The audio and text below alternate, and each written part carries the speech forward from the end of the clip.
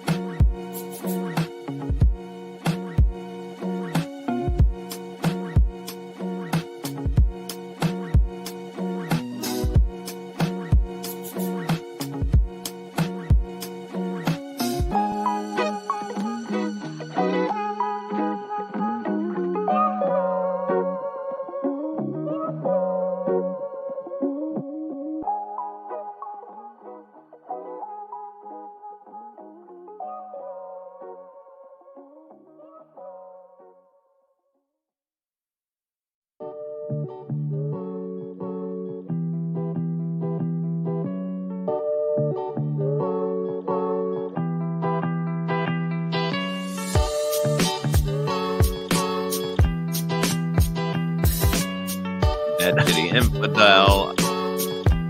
Oh, producer Joe?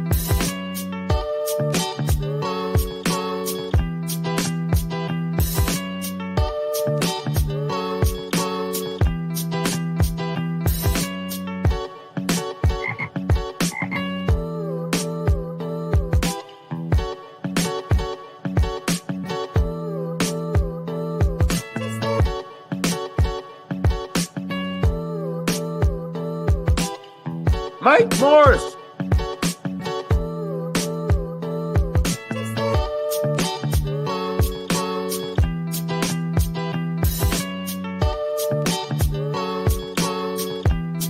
Who's got fucks on?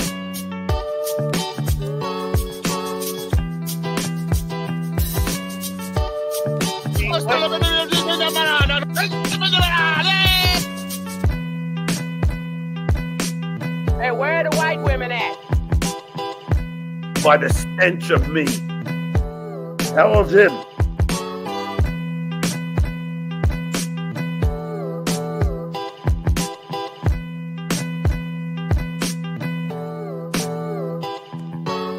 Thank you.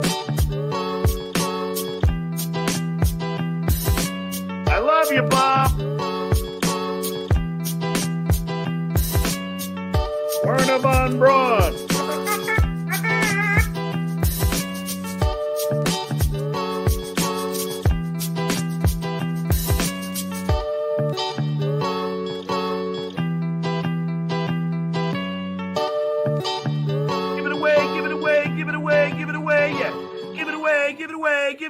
Give it away yet. I never had a desire to go into the...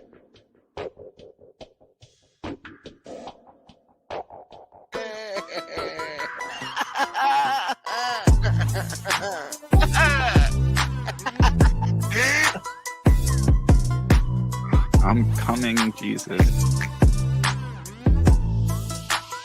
Shuli Network. I've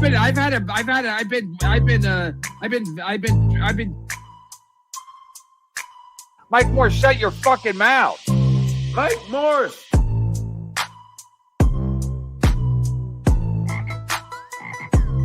I'm sorry, I was totally wrong. What about me, Bob? Margarita, Shuli. Come on, remember I stayed at your house and we slept in a bed together? Catholic race, so I was blowing a lot of dudes. Grabbed my pants and then he raped me. I eat cock. Okay, guys.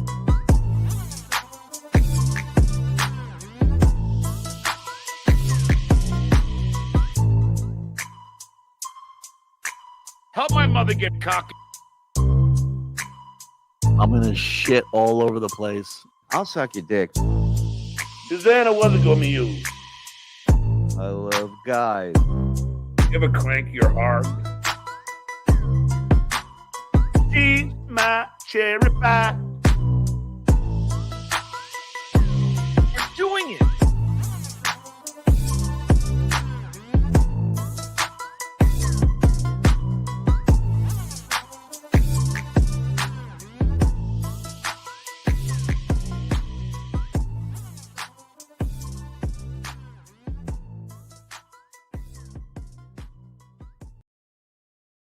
It's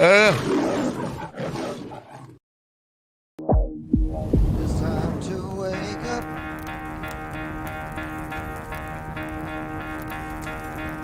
Time to get out of bed. Get out of here, coffin, you son of a bitches. Time to wake up. Gotta get out of bed.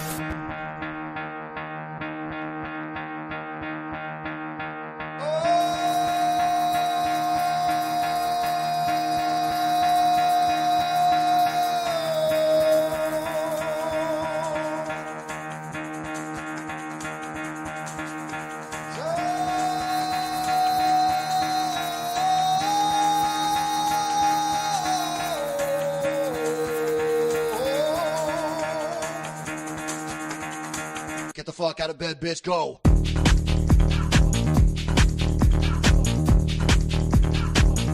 Get up, and get the guy go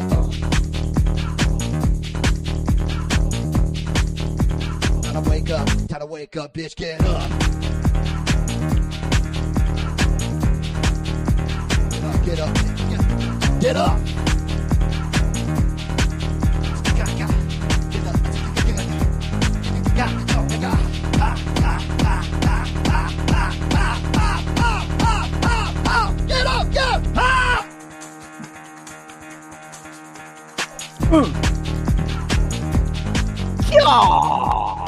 You don't see a lot of kung fu dancing anymore. I think that was big in the 70s when Coke was at its peak. Well, everyone was kung fu fighting back then.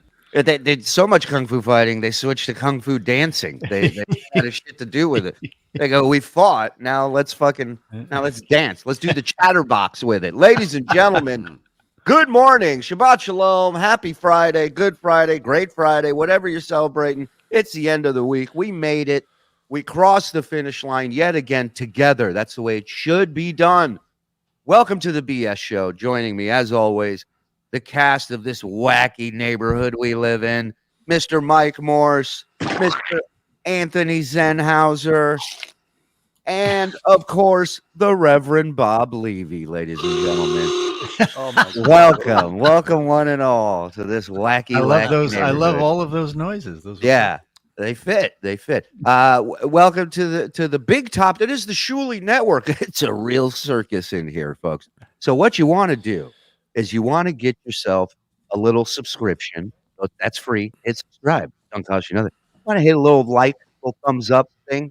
That helps. That's free. Don't cost you nothing. Then we get into the notification button. RIP. Hit the notification button. That way you know when we're live, dog. That way you know when we're popping up doing shit. Rabbit Hole returning this weekend. You heard it. I said it. End of story. Fucking my heart's racing like 10 motherfucking thousand feet. So all you got to do is member up, right? 5 gets you in, 10 gets you everything. And if you can't swing it right now, it's all good. All you got to do, click on the link in the description. It takes you to your YouTube settings. Turn on accept gifted memberships. Get yourself a gift on this beautiful Friday. And the gifts are flowing. Holy crap. Everybody's throwing out. You guys want your memberships? Turn them on. Here they come. Mr. Crumb gifting one. Behind me. Don gifting another one. They tried to re-roll us. Bobby Leaves, one of my favorites. Live from my parking lot. So Bobby Bobby Lieberman again. I love it. Big Daddy. Look at that picture, Bob. That's Big for you. Daddy Doda. That's him using a neti pot and all the snot coming out of it. Christ. All right. Good morning. Good morning. Good morning. Big W giving us a gifted membership of her. Don gifted another one. Thank you. We know, Mike. Gardner fan gifted another one. I eat cock. We know, Mike. Big W gifted I another eat one. cock. Don is not done yet. Mr. Crumb again. The Come on. membership machine. I mean, I told you the gifts are flying this morning. Hold on.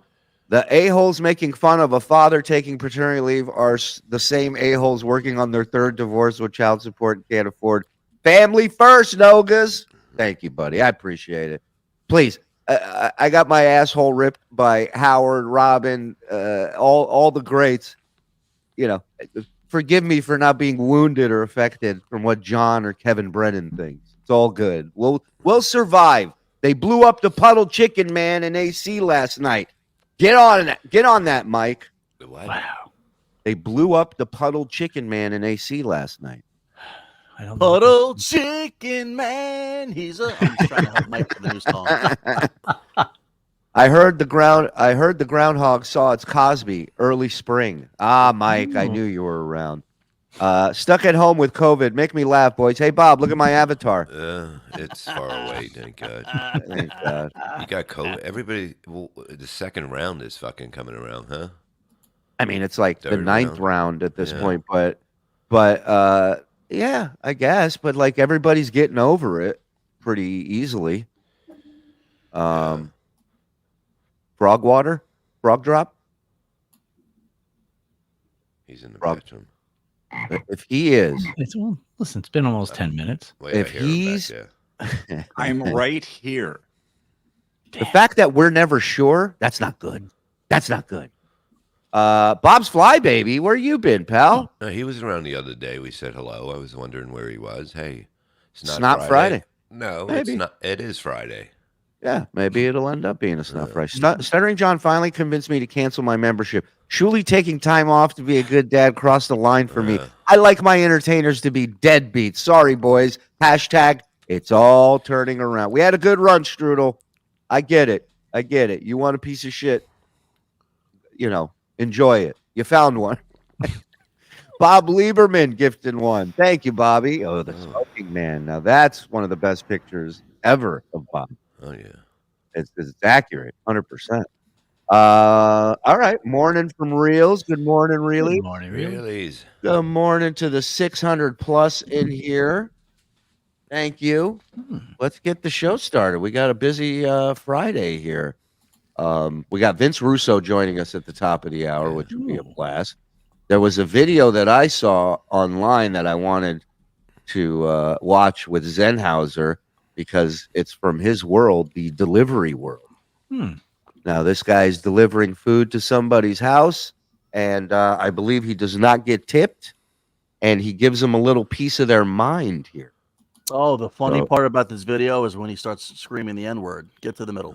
All right, here we Looks go. like he borrowed a normal-sized person's finger.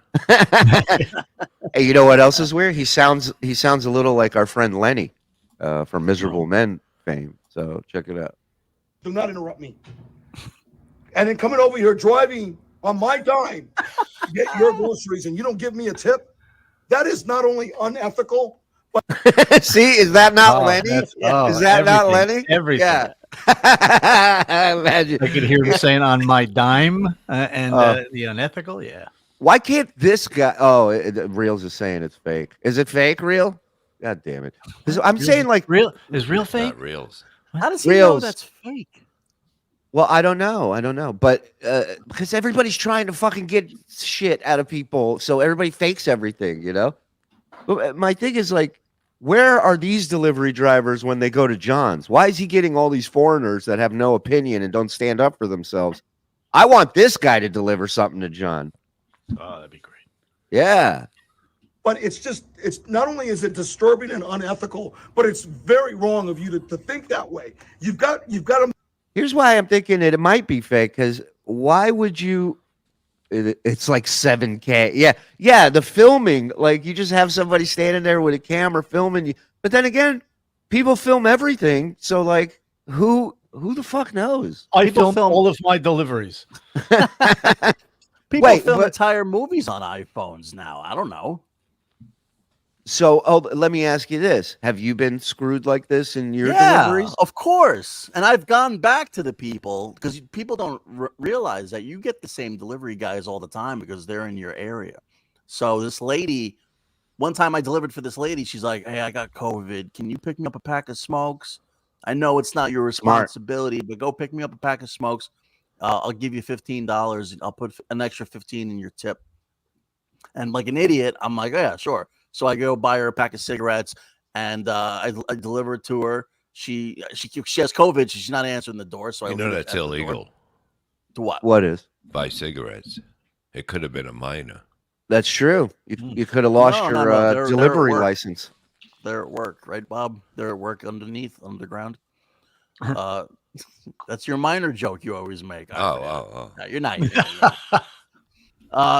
So I delivered to her. No, she was sophisticated.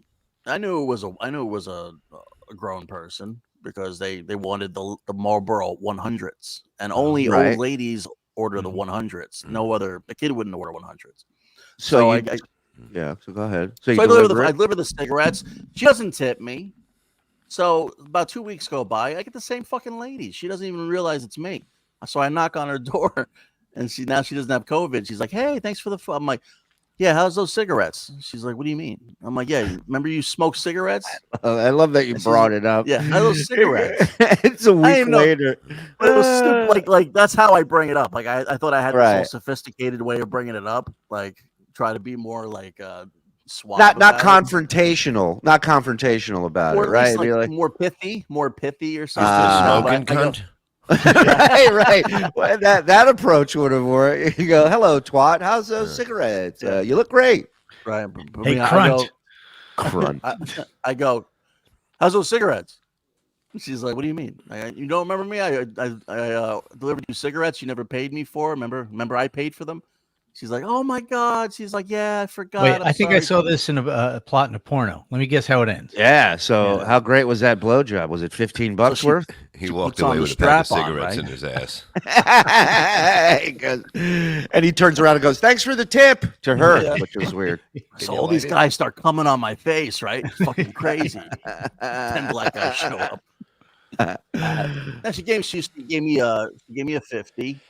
And she felt bad, and it was the end of the story. But that people forget. Remember, you got to treat your delivery guy nice. Like Perry treats his delivery guy nice. Anyone who delivers McDonald's to Perry, he's always nice to them when they deliver the food, and then he screams at his guys behind the door. Well, that is true. He attacks the. He doesn't shoot the messenger, right? He understands they have a job to do, and they're just doing their job. But the people that pay and support him, they're the ones that should be punished and scolded. And I like that. Andrew says it's fake. Tips are way down because people are just starting to realize that it's an American thing. Go to dinner in New York with some Europeans and watch them freak the fuck out when they learn about tipping. Oh, wow. He's not necessarily wrong. A lot of that stuff is factored into the pricing over there of stuff, so it's a non-issue. Well, you should stop hanging out with Europeans, first of all. Listen, sometimes you want to have a meal with guys in Speedos. What's wrong with that? Who are you to judge? We all know a lot of comedians who used to be waiters in New York City, especially around like Times Square and stuff, where it's a big tourist area, and they were better waiters than comics. That's true. But no, look at Vegas. Still are waiters. Yeah, but look at Vegas, right? Vegas, it's all tips, man. When I worked as a blackjack dealer, your paycheck is nothing. You're living off those tips day to day, right? And depending which casino you work at, you're living better than others.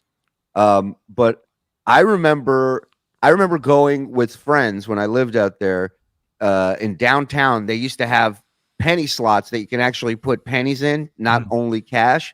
So like once a month, we would clean out all our fucking loose change, and we would get a bunch of pennies. And yes, we're all Jews, obviously. And we go to the casino, and we go to the penny slot section, and we sit there and we play and we fuck around and we have fun.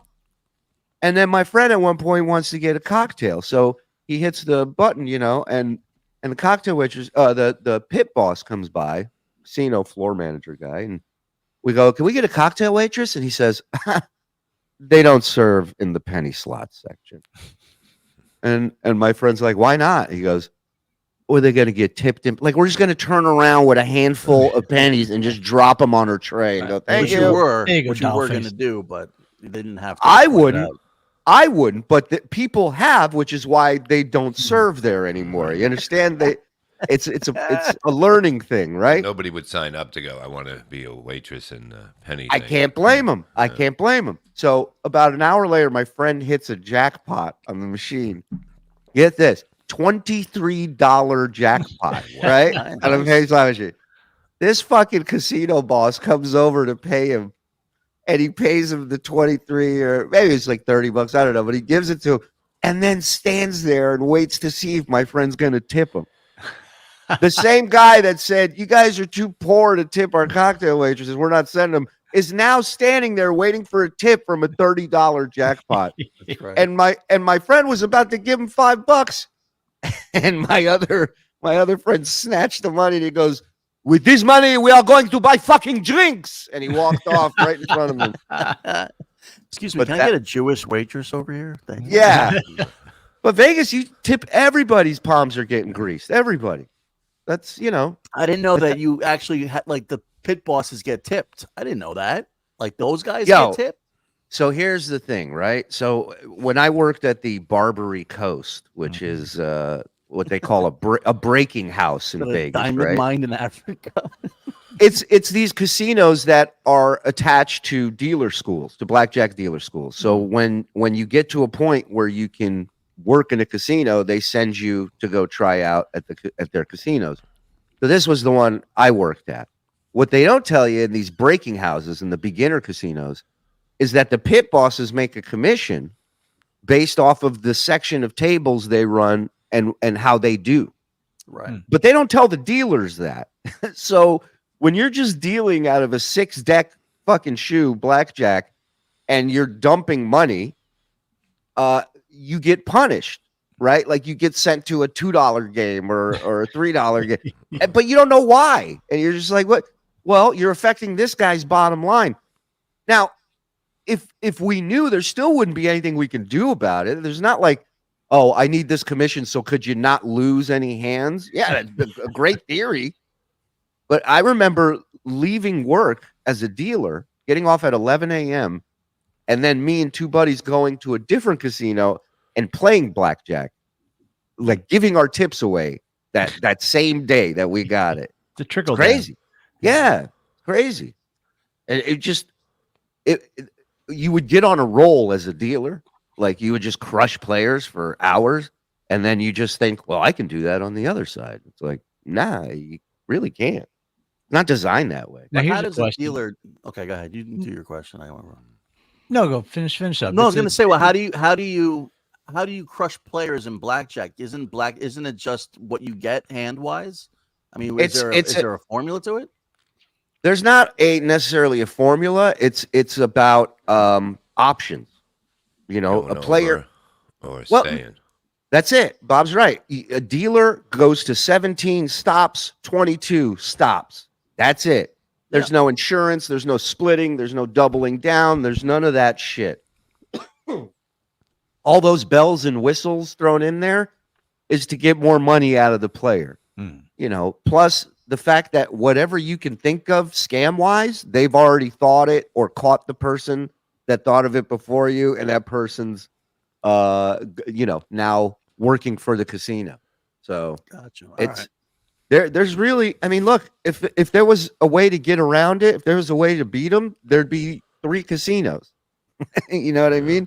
And they'd be watching everything like a hawk. They ain't worried. You're not going to run one over on them. Trust me. Did you ever realize someone was counting cards or cheating while you were dealing? I didn't realize it. They saw it. The eye in the sky. So this guy was He's doing a thing called Dirty Money, where he'd have his two $5 chips. It's a $10 bet. It's on the table. I give him his cards. He pulls his cards to him to look at them. In between these two fingers is a $25 chip, a green chip that he's got tucked in between these fingers. So when he slides his cards to him, he drops the chip and slides it under the bet. So he's adding to his bet after he's seen his hand. Right. Now this dude was so fucking slick that he was doing this for about 30 minutes. I didn't see a fucking thing that he did. Is it true he gave you a hand job? You didn't even know what it was cum all over yourself? Yeah. I go, why am I smoking a cigarette and relieved? I go, what happened? Why am I laying on a pillow? Yeah. Right. And yeah. And I'm telling you, Jose, relax. And then the guy What? and then little they're on the edge of their seat. They're on the edge of their seat. Is how you tell a story, you fucking idiots. All right. So then my pit boss walks over and he whispers in my ear, whatever happens, keep dealing. Which really scares the shit out of you when you don't know what's about to happen. And then within like five minutes, two dudes showed up on either side of this guy at the table. They go, sir, could you come with us? And he knew he was busted, and he goes, yeah, let me grab my chips. And I'll never forget the guy in the suit goes, we'll get those for you. And I thought, oh yeah, this guy's cheap. The pit boss gets on the phone. The pit boss gets on the phone. And he goes, "We need a happy Hanukkah down here now." But it's like, whatever happens, keep dealing. You go, you about to rob this motherfucker? Like, what are we doing? Do you have earphones on? Like the... No, you have no communication with anybody. They don't. That's the other thing. The people that work the cameras, you don't ever know who works that department as a dealer. You never are in the same room with those people. You're never told who they are because they don't want people, teaming up, right, and fucking ripping off. So, super chats. We're getting to them. Morning, guys, and thank God it's Friday. Thank you, Josh. Good to see you, bud. Woo! After yesterday's Rico, I saw a Progresso soup commercial, and I actually clenched my fist in anger. PTS du jour. You ain't kidding, Yanks. That was a rough one. There's the palace in all her glory. Bob Lieberman gifted one. Look at you. Infidel. Still touring. Nothing's stopping Bob Lieberman. Yeah, it is. Bob's not Jewish. He can't help it. There you go. Over under on how many times Vince Russo says bro later. Great question. Okay. We got what's the number? Pick a number. Let's do a time limit. Let's do a 10-minute, 15-minute. Okay, a 10-minute time limit from the second we bring him on. The clock starts. 10 minutes. 47. Fuck. All right, That's so a good here's number. So you're saying, see, I'm thinking, okay, what about meeting in the middle? What about in 10 minutes, 30 bros, over or under? What do you think? Over. That's too. Yeah. Really? Yeah. Under. Really? See, I'm thinking under. All right. Doing the underdog. No way. He's going to bro right in. Yeah. it's oh my God. Put a bro counter on the screen. That's not a bad idea. All right, so Shuli and Zen are saying under, and Bob and did I pick a number too low? I feel like everybody's like over. Really low for 10 minutes. Really? Mm-hmm. He 10 minutes. 647. He always double bros. So. Oh my God.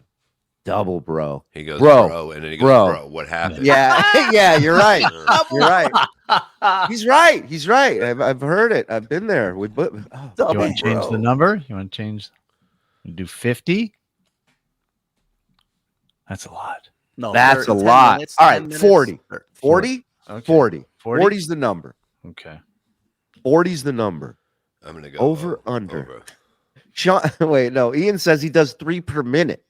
3 for 2. That's nothing. That's going to be way under. Yeah, he doesn't do 3. And if he's got Under something really 40. good to tell you, it might be like a bro. Oh my God. The machine gun, bro. Yeah. That's that. Oh, we call that breaking news, bro. Breaking bro. Bro, breaking news. Over under 40. Final answer. Who's got what? Bob, you're going over 40? Over. Okay. Mike, you're over? I'm going over. Zen? 10 minutes? 10 minutes. 40 Under. bros. Under. Under? Mhm. I'm going with Zen. I got to go under. Okay. All right. All right. Better call Shuli. bro. Yeah. Since Brennan just came up, can I show you something real quick? Yeah. When did Brennan come up? I don't know. Just now, somebody said Zen did the impression of him. Oh, No, the burp, burp, burp. You're not a regular dude. Imagine. She asked me if I took a nap. Regular dudes marry someone 10 years younger. Well, I'm obsessed. I'm obsessed. I'm obsessed. I'm obsessed. I'm obsessed. He dates younger because that's what people do. That's what dudes do. Dudes marry younger women. They always marry younger because that's more appealing and more normal. Guys date younger from the beginning of time till the end of time.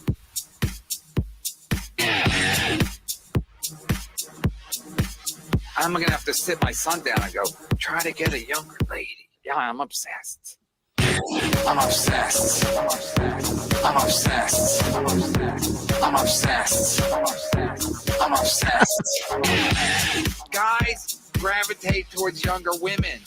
It's just, listen, I get creeped out by old ladies. If you really want to scare me, get a bunch of old ladies and get them near me. They give me the fucking creep. I'm obsessed. I'm obsessed. I'm obsessed. I'm obsessed. I dated somebody with the senior in high school. I was in college. That's how it works. That's just how it works. Guys date younger. That's the way it is. So the school teacher again, a lot of school teachers, male school teachers hook up with that. But now there's more of it. Now there's older teachers, female, hooking up with young dudes. So again, good. I wish them well. Got it. I'm obsessed. I'm obsessed. I'm obsessed. Who did this? I'm obsessed. This is podcast customer service. I think it's a new YouTube channel, and it's called what's it called? Podcast customer service. Jailbait Brennan. Oh, the song is called Jailbait Brennan. yeah, Jailbait Brennan. It's called from PCS Records, podcast customer service. I love it. They're a new gun in town. So be on the lookout for those people. Look at the creators in this world. You got to get a better man. version of it and throw it out there, but it kind of gives you that whole like Black Betty, Ram-a-lam, ho, Black Betty. It's good. Yeah. Yeah. I love that guitar. Yeah. Here's what I love. I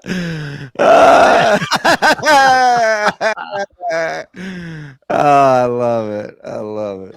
That's just charisma oozing out of your big fat body. Like if I had a one. I mean, look at that. Look at that. Have you ever seen a guy with that shape and you go, that dude could kick some ass? No, nobody. But he had everybody believing that he was the toughest motherfucker around. He was too. He was really amazing.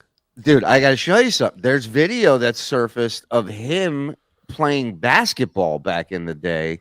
This motherfucker was a Division I athlete pretty much his entire career. It's impressive. Hold on. I got to mute this music that's on here. But check this out. This is footage of Dusty playing basketball, like a wrestling all-star game or something they had. Look at him. Drained it. Oh. All right, there's Sting. He's playing. Look, getting boards, putting it back up. Look at him laying it. Finger roll, daddy. Finger roll, Jack. Look at this. Black guy, give me the ball. I'm going down to the key. Too cold, Scorpio. I'm open, Jack. With your long-legged wolf. Coco, beware. Look down court, daddy. I'm open under the boards, Jack. But it just goes to show you that back then it was the salesmanship, right? It wasn't even about what happened in the ring. It was about telling the story. It was about getting to the point where whenever Dusty and whatchamacallit met, it was going to be fucking, the place was going to blow up. As Cornette says, they're throwing goddamn babies in the air. Shuli's mic is loud as shit, Frog. Turn me down. Is it? I don't know. I get sounds like the same to me. We were talking about tipping, and what do you think of when you go to a fast food or a Starbucks? Not Starbucks as much because they're making it there, but and they want you to tip. No, right? No, not my problem. Listen, the change.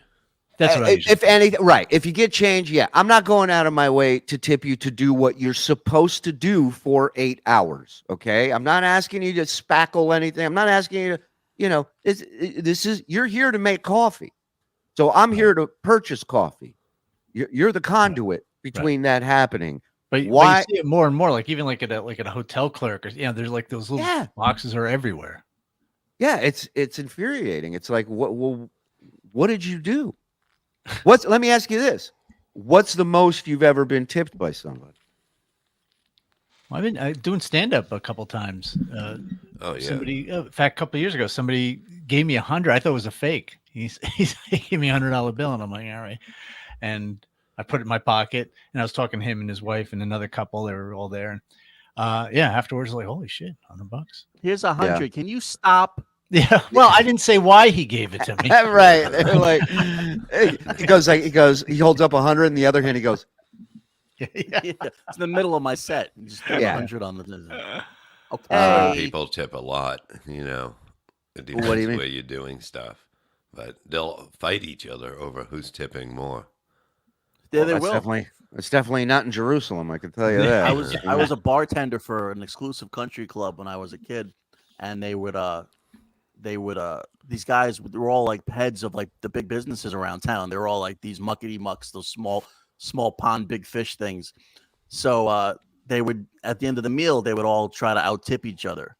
And I'm like, boys, please, Great. But I mean, it was great. I mean, these guys, they were old school Italian guys. It was kind of a mobbed up place. Yeah, those are the best tippers. Yeah, those are the best places to work. Like anywhere where there's like mafia dudes, like I love mobsters. Is that enough?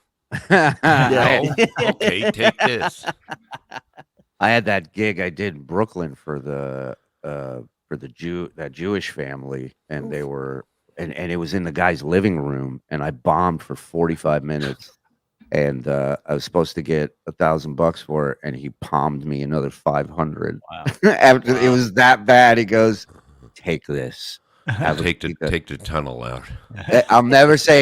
He goes, "Take this." He goes, "Have a good year." Good year. It's like, say good life. I get it. We're never going to see each other again. I get it. He gave it to you. He's like, here, this will help you rebuild. I mean, it was that bad. It was. I've told a story. One joke, I hit the punchline. There's silence in this living room, and there's a 13-year-old kid on his Switch or whatever, Game Boy, whatever, and he doesn't even look up. The punchline falls dead in the middle of the living room, and the kid just goes like this. He goes,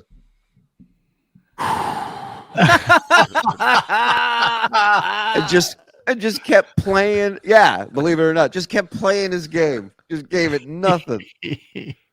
Over under on how many?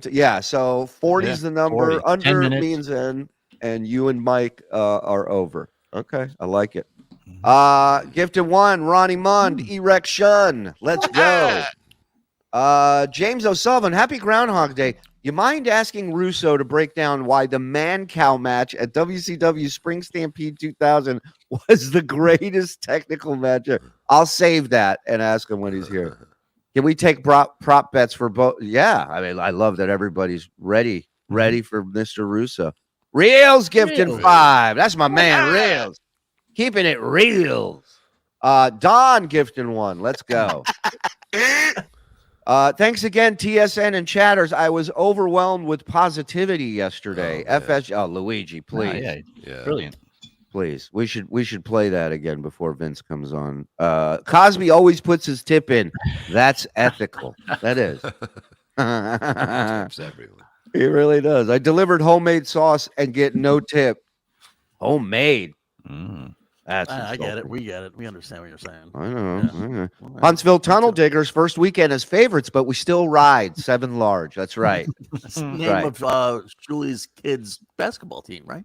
Yes. Huntsville Yes. Tunnel. It is. That's the whole thing. You mad, Vince DeLorean stuttering? You think Stuttering John found something? He can't even find his ID. You think he's gone back? No, I mean, yes, I'm livid. I'm livid. Sorry, I forgot. Bob Lieberman. Oh, what a class act. Blow with too much inertia. Rebellion coming at you with 5 Nice. gifted. Thank you, Rebellion. Bob Lieberman. Oh, the Marlboro Man is here. Gifted 1 for fun. Let's go. Bob calls them copper slots. Gifted 1, Bob Lieberman. Let's go. My horse. How about another one, Bob That guy. That's a great act. Whoever put I'm gonna that have up, to- I forget his name, but he was an unbelievable act. I'm gonna have to make an offer for Bob Lieberman's archive of photos. They're amazing. Oh, I wow, greased guys. I greased my Cosby in Vegas. Greatest night ever. Danny Brophy, can we please have Bob wear a GoPro or some type of camera the entire time he's in Atlantic City? And thank you for all the shows you do. You guys do. FSJ, FKB. Danny Brophy. Danny Brophy, thanks for the bucks higher. Look, GoPro's ready. GoPro's ready. That's really a smart thing to do, actually, Bob. That way, if anybody puts their hands on you first, you have video footage of it. Oh, And then there's too much video in Atlantic City. Yeah, Are you you're kidding? right. It's fucking You're right. all. It's all. That's why everybody talks. You're right. You're right.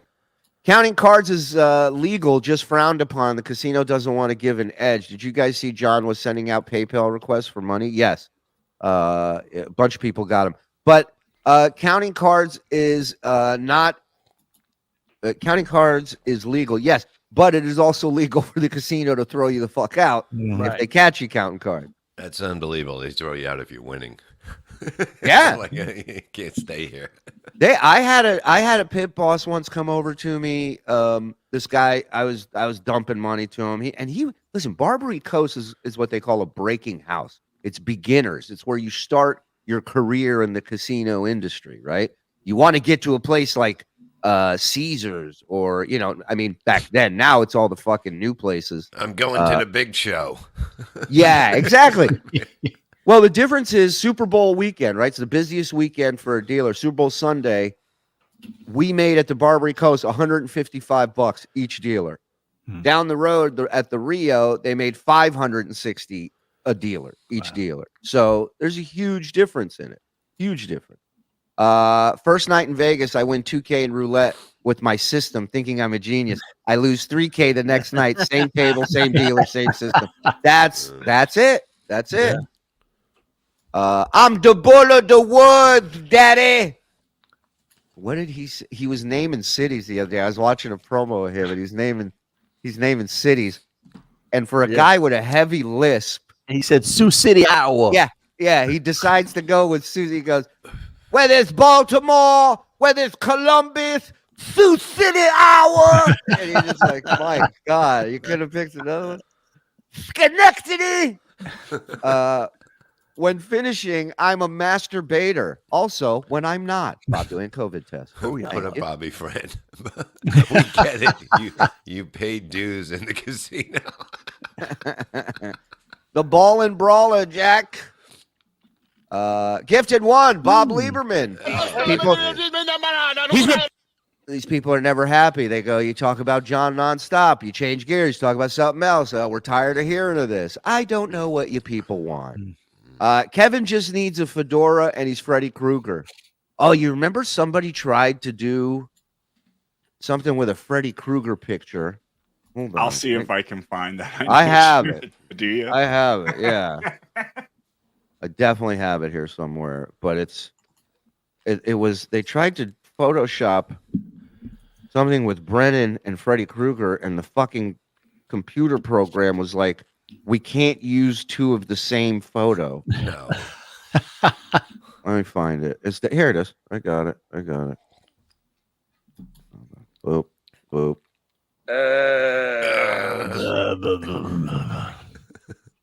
How do I do that? I'm in your dreams. Come at me, bro. You can't even dream right. I go here, and then I move that here. Hold on. One second. There he is. All right, I just sent it to you. Let's go here. It's Shuli's Dreams doesn't sell tickets. It's 6:38 here in Lake Tahoe. I love you guys. Thanks for all the laughs. Thank you, Slim. Yeah. Lake Tahoe. What are the Shuli tipping rules? Do you have to tip through a hole in the sheet? Yes, you do. Can't tip on Friday. Just a helmet. All right. Saturday, you can tip after sundown. Cosby performed in my living room. Put his tip in, dog. You know what that's about. I get it. My man, Mason in Portland. Let's go. Come on. When I tip, I like to set the tone. When I tip, I use my underwear to tip. I use my underwear to tip. But I'll throw a 20 down to the bartender as soon as I walk into the bar, and that sets the tone. Yeah, that's also the last tip they get. But yeah, it does set the tone. Look, duplicate images are not allowed. There's Freddie and there's Brandon. Look at that. Christ. That's crazy. If you bury money, are you digger rich? Don't tell Freddy Krueger that will get insulted. Yeah, let's assume. There needs to be a Ric Flair / Maniac Mike Morse Photoshop for when Russo shows up. It's last minute. I don't know that we can get that done. Bud Light. They're done with Dylan Mulvaney. You guys know Well, he did so well for him. I can't believe that. Yeah. That's a wrap. He was connecting with all those construction workers and truckers and coal miners and oil drill guys. Well, they got a guy that will connect with all those people and then some. Comedian Shane Gillis, Philly's own Shane Gillis, now partnered up with Bud Light. They're part of his 2024 tour, which you couldn't ask for a better fucking spokesperson for your beer. Guy loves the beer, first of all. Will they let him write his own commercials, do you think? Or are they going to No. I mean, they should. But they won't. Drink Bud Light. What are you, gay? Are you gay? Right. Bud Light. Don't be gay. I think it's worth a shot. What do you got? No, you misunderstood. Shane is not trans now. He's just this new spokesperson. Sure. Oh, yeah. It would be funny if he had any jokes about, when they had that, whatever, the person before doing. Oh, I'm sure he does. And I'm sure he will be talking about it now that he's got the gig. Yeah, now that he's got the. Oh wow, look at this. Oh, Shane, boy, he's changed, man. I remember when that dude was a rebel. Look at him now. On a couple pounds too. Anything for a buck. God damn it, Shane. Landed on his feet too. Yeah. Oh, look at that. Dylan's found a new sponsor. I mean, what a backfire! I can't think of a product. I mean, fuck. Even when that cult killed themselves and they had all the Nikes on their feet, even Nike didn't miss a beat after that. You know what I mean? Like that AIDS diet loss candy had less of a problem. Yeah. Like there's some products out there that you think would have the fallout that Bud Light had based on a spokesperson. There was no. Remember when Jack in the Box had that E. coli thing where people were getting a burger and dropping dead, and they're still in business. They're still franchises. It wasn't even a commercial. It was like an Instagram post. It wasn't like it was a whole campaign. I think they did one or two commercials or something. I don't think there was any actual commercials. I think it was all like Instagram. I might be wrong, but I mean there was no TV. You're commercials. wrong. You're always wrong. I never know that. There were TV commercials for Jack in the Box. I know. No, not Jack in the Box. Oh, this is about hamburgers. Anthony knows what he jerked off to. Yeah. BF partnered with Aquafina. That's a fact. Bobby Fran signing a deal with Aquafina Water. It was ADS to kids. ADS. Ads to kids? Oh, it was ads to kids? What? But there was no TV. He's saying the Dylan Mulvaney ads were for kids. Which, I mean, why, why you kids can't drink the beer, so what are you making ads for?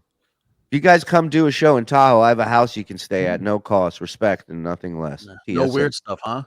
Yeah. Welcome to the Shuli Network. Let us stay at your crib tour. My only reservation with Shane Gillis being the spokesperson is that does Bud Light really want a guy who looks like he had fetal alcohol syndrome? I mean, yes. That's a weird thing. You want a guy that looks like the guys who drink Bud Light. That's Maybe what John you want. Get Michelob Light. Michelob Ultra. Yeah. Well, and you think about who's the other big spokesman now is Peyton Manning, who looks like he has a couple of chromosomes bent. Yeah. That's what I'm saying. Don't even get me white started on Eli. Yeah, that's what I'm saying, Bob. What do you think Bob, you guys would be good spokesmen for?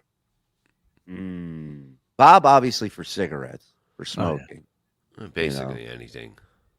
Like the opposite of the Yul Brynner commercials when he died and he goes, "I'm Yul Brynner and I'm dead now." We have Bobby go, "I'm Bob Levy and I'm fantastic because I'm smoking. I don't give a fuck if I'm dead or alive. I'm smoking." This is me doing laps in the pool.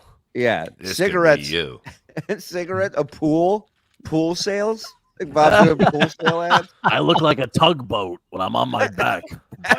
Carrying cartons behind me on ropes. Yeah, he's crossing the river, trying to cross the border. Swim to England with all the cigarettes and tea. That's good. AARP, the official sponsor of the Shuli Network. Yeah. Zen is still waiting for Dunkin' Donuts to call him. Zen. That's Zen, a good one.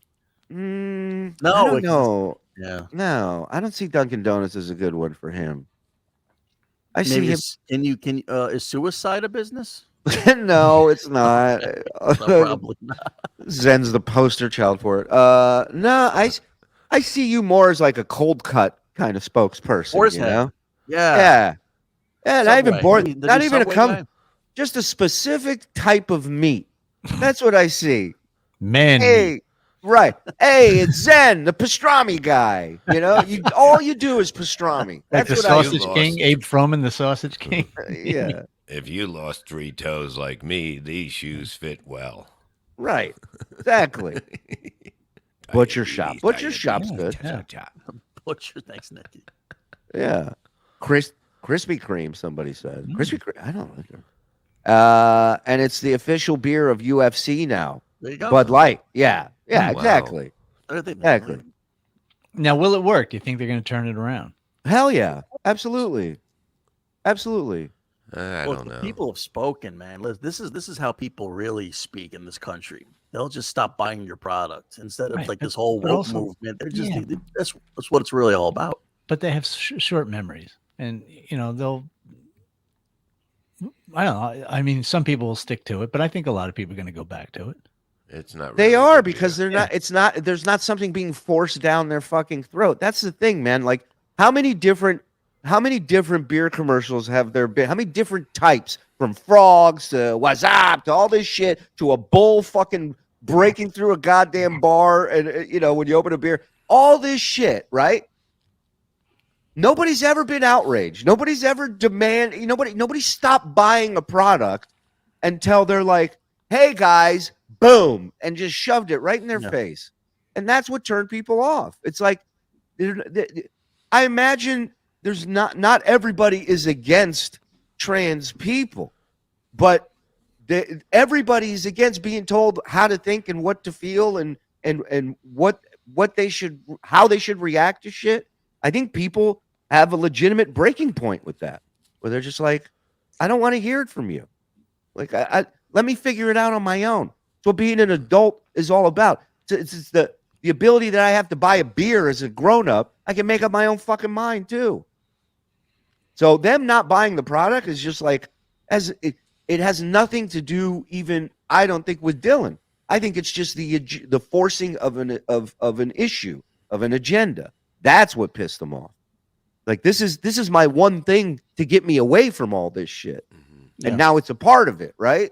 Right. So, and it's like, start with Smirnoff Ice with that shit. Don't start with Bud Light. I mean, do a fucking White Claw. Do or something. Tea. Yeah. Not even tea. Tea is Tea with manly honey now. would be a good way to Make start tea with. manly Tea again. paste. Yeah, tea paste? All right. the Peach Crown Royal. It's a great product. Great product for Dylan. Yeah, exactly. Some sort of schnapps. Gift in one, Bob Lieberman. Thank That's you. an infidel.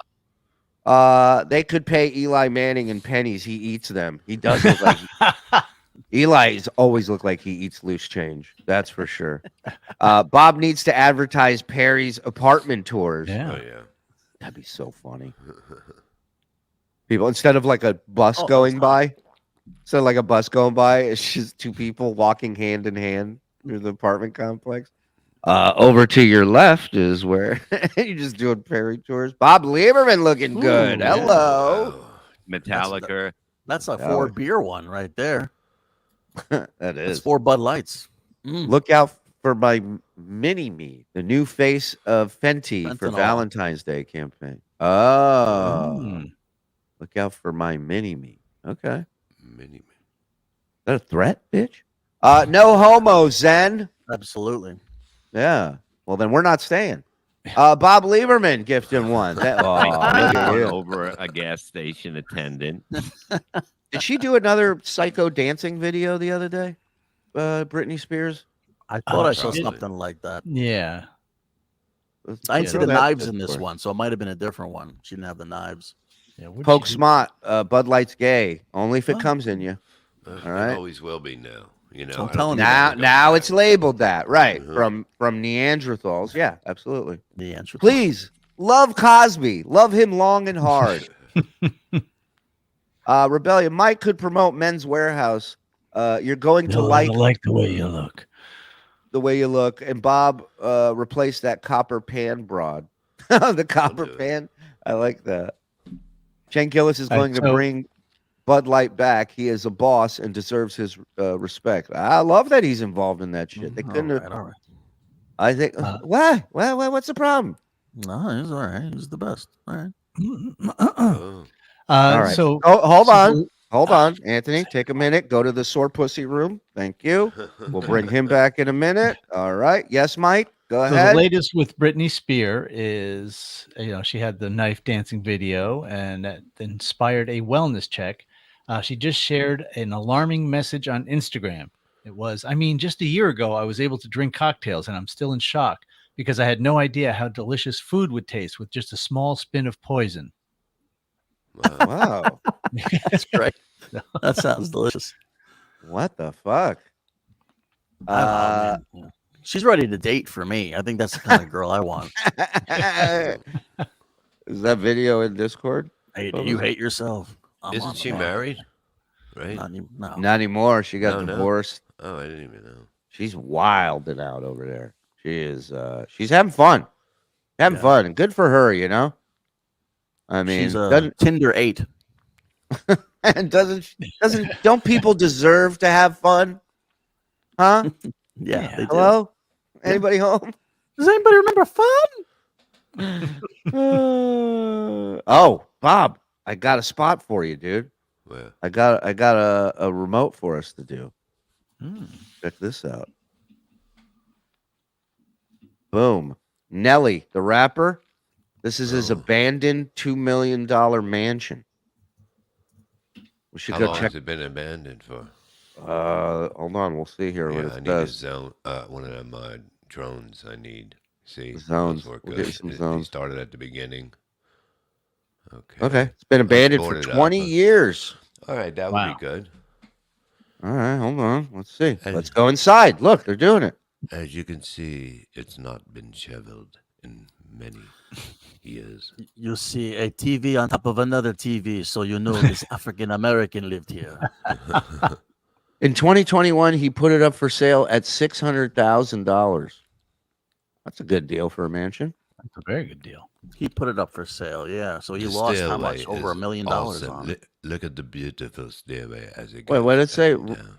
Rumors say a church cult bought the mansion for It's $500,000. still good. It's still Why? Yeah. in good Why shape. would you abandon it? It's haunted. That's why. Articles say the pastor bought the mansion with the church's money. No shit. Yeah, does he have a paper route? Yeah. Better either way, but either way, the mansion is still abandoned. It looks like it's in the middle of fucking nowhere. Yeah. Number one, would you fix this place up? Yeah, it's not much work. That's not No. much work compared to. No, that ain't bad, right? No, it's Fucking- not falling apart yet. Okay, I'll throw some money into that. All right, we got. Our guest is here. Let's get to our guest, ladies and gentlemen. Okay. You know him, you love him. I mean, he's an OG in the wrestling world. Part of some of the most iconic and memorable wrestling memories we have, if you're our age. The B, the R to the O, the one and only Vince Russo. Let's go. Listen, man, I hate to break the news to you. You may be a little late because rumor on the street is that mansion was just rented by somebody in Greenwich, Connecticut. Oh, Who may be using that as his hideout for the next 25 years, bro. You'll never find me here in St. Louis. Man, let's go. Mr. Russo, good to First see of all, you, I want number to tell one. all you guys this. I gotta tell you, I'm sorry to interrupt you guys. I gotta tell you all you guys this. I get yelled at by my wife every single day because you guys are always on my TV. And I always get the, haven't you watched enough? I'm like, I can never get enough of these guys, bro. So I want to thank you guys, man, because man, every freaking day you guys crack me up, man. Hey, please, it's an honor. We're all big fans of your work throughout the years. Fan of you as a person. You've always been a good dude. We've known each other even before these shows, and you've always been good people. So just when you think wrestling can't get any crazier and the storylines can't get any weirder, a little something called real life is interjected into wrestling. And you talk about a fall from grace. This guy, now there were rumors throughout the years that Vince was always a little, little touchy-feely, a little active behind the scenes, a shithead, to say the least. There were always these rumors, but now this story coming out, and the way it's unfolding, it's going to be insane. We're just scratching the surface of this right now, right, Vince? We absolutely are, and I got to tell you, Shuli, there is a level to this that nobody is talking about, and I think it is the reason why it has reached the heights that it did. Bro, I was just reading today, there's a story in the Wall Street Journal today. They are criminally investigating him. Wow. Yeah. So now forget about civil lawsuit and settling out of court. He officially is being investigated, but Shuli, I believe the reason why this happened and the reason why now this is all out there in such detail is because TKO wanted him out. Yeah. They wanted him out, bro, because you got to understand, Ari, bro, TKO was the ones who stopped paying this girl. So now one of two things could have happened. They could have stopped paying her knowing darn well she was going to go ahead and file a lawsuit, or perhaps I'm just spitballing right now. Could she have been in cahoots with Ari and Endeavor? Basically them telling her, okay, we're going to stop paying you, at which point you're going to turn around and sue him, because there are some things going on here that really made me raise an eyebrow. And you guys know, man, they're showing us a picture of this beautiful doe-eyed girl. And Shuli, you know, I know you got daughters. Right. So when I look at this picture, my daughter's around that age. So immediately when I look at this beautiful young doe-haired woman, immediately my mind goes to, oh my God, if that was my daughter, what type of an animal is this? Yada, yada, yada. But bro, we find out now, bro, she's 42 years old. So the reality of the situation is when this was going on with Vince, you know, this woman is about 38, 39 years old. It's not the woman in the picture, but they want us to believe, oh my God, this innocent doe-like, you know, beautiful young woman and what he did to her. Bro, this was no young woman. So I wanted to bring something up real quick because I saw somebody online talking about this, you know, the building that she lived in where she met Vince. If Vince is living there, it ain't a cheap building. Okay. Absolutely. Right. Her parents have passed. She's there on her own. And from what this guy was talking about, it seemed like there was some sort of deal in place allowing her to stay there. Maybe not necessarily at the rate that she should have been paying to stay there because at the time she didn't have a job. So what kind of deal is that? What deal is made there? And also the fact that TKO is now taking over WWE, right? This is their ball game now. Board of directors, The Rock is on there, the board of directors now. This is real deal Holyfield type shit. They ain't fucking around. Signed a deal with Netflix for Monday Night Raw. They're fast track. So what's the first thing you got to do? You got to cut the dead weight. You got to get the people that are going to fucking cost you money at the end of the day, no matter who they are, no matter what their position. If you don't think these people knew this shit was happening all these years, but there was no way to get rid of him without him losing control of this company. Well, you know, listen, Shuli, like, come on, man. When they want to get you, they're going to get you. And who did they know Vince's weaknesses was? Vince's weakness was women. They knew that was. Now, bro, look at the chain of events that led up to this. First of all, after 30-something years, Kevin Dunn resigns. Bro, Kevin Dunn would have never, ever left that company. Ever. Well, Kevin Dunn, for people who may not know, director for the last, 30 plus years? 30 plus years, yep. And of all WWE programming, from the pay-per-views to Monday Night to SmackDown, he is the guy calling the shots for years and years. Vince and him like this. And for him to just walk away like that was very strange. But that's when the writing was on the wall. People were talking. This is about to go down. Get your shit. Get out. Well, yeah. Look at the series of events. Dunn leaves. The TKO deal goes down. Rock gets put on the board of directors. The Vince lawsuit, and I'm just reading yesterday. Truly, you know wrestling, man. We're going into WrestleMania season.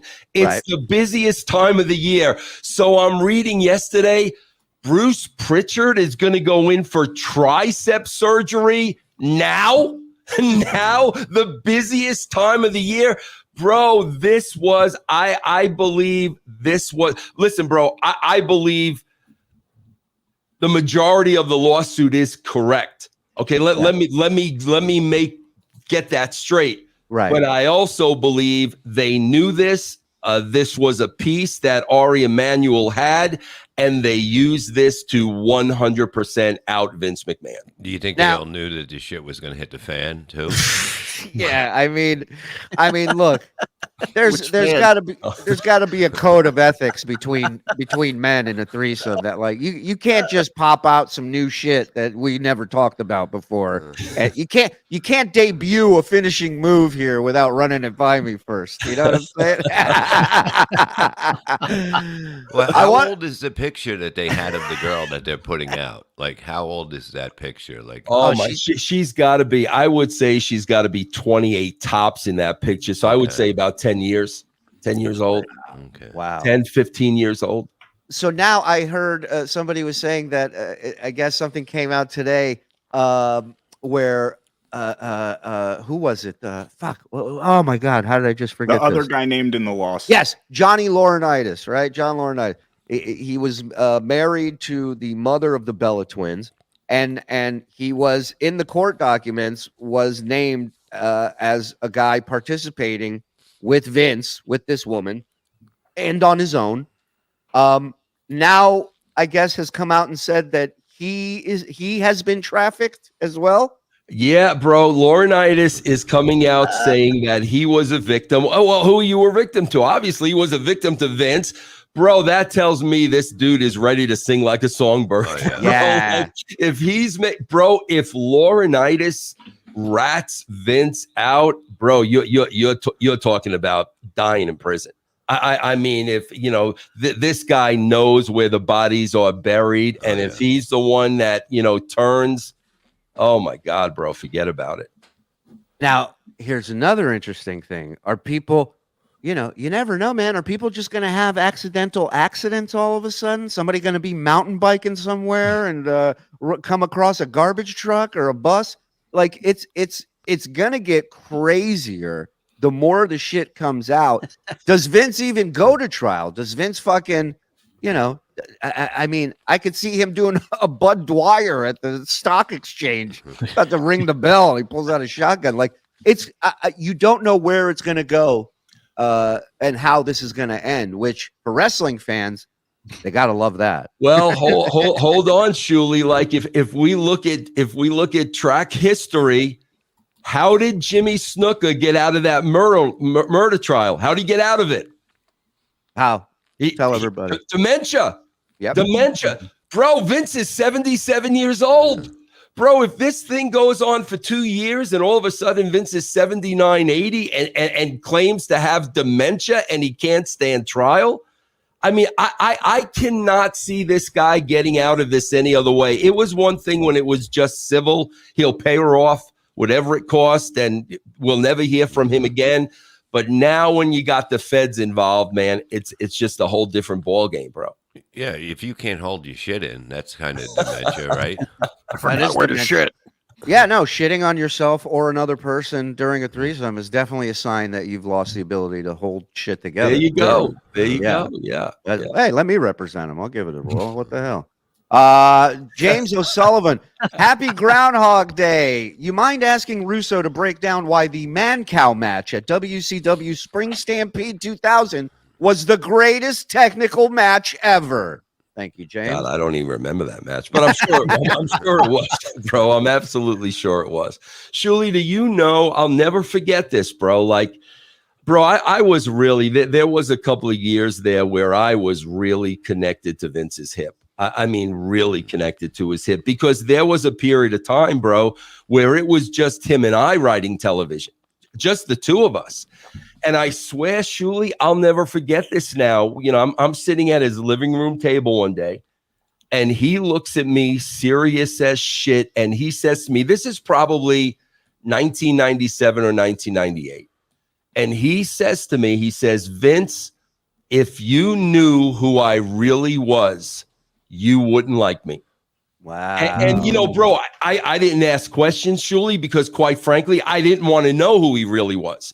Yeah. You know, I was there to do a job, and I was the head writer, and I didn't get involved in any, you know, shenanigans in that upper inner circle. But, you know, I'm looking back at that now, and I'm like, holy shit, bro, what was he doing while I was there that I didn't even know about? That's the thing. And now like everybody's posting clips of, like, you know, skits that were done in between matches with him and Stephanie, and like the stuff. There was one where Stephanie's yelling at him, you used to send me to go out to dinner with all your business friends and blah, blah, blah. And you're watching this, you're going, all right, I don't know what's real and what's fucking a work anymore, you know? And bro, not only that, I mean, I know Bob's joking about it here in the middle, but surely everybody who knew Vince, bro, he loved freaking bathroom humor.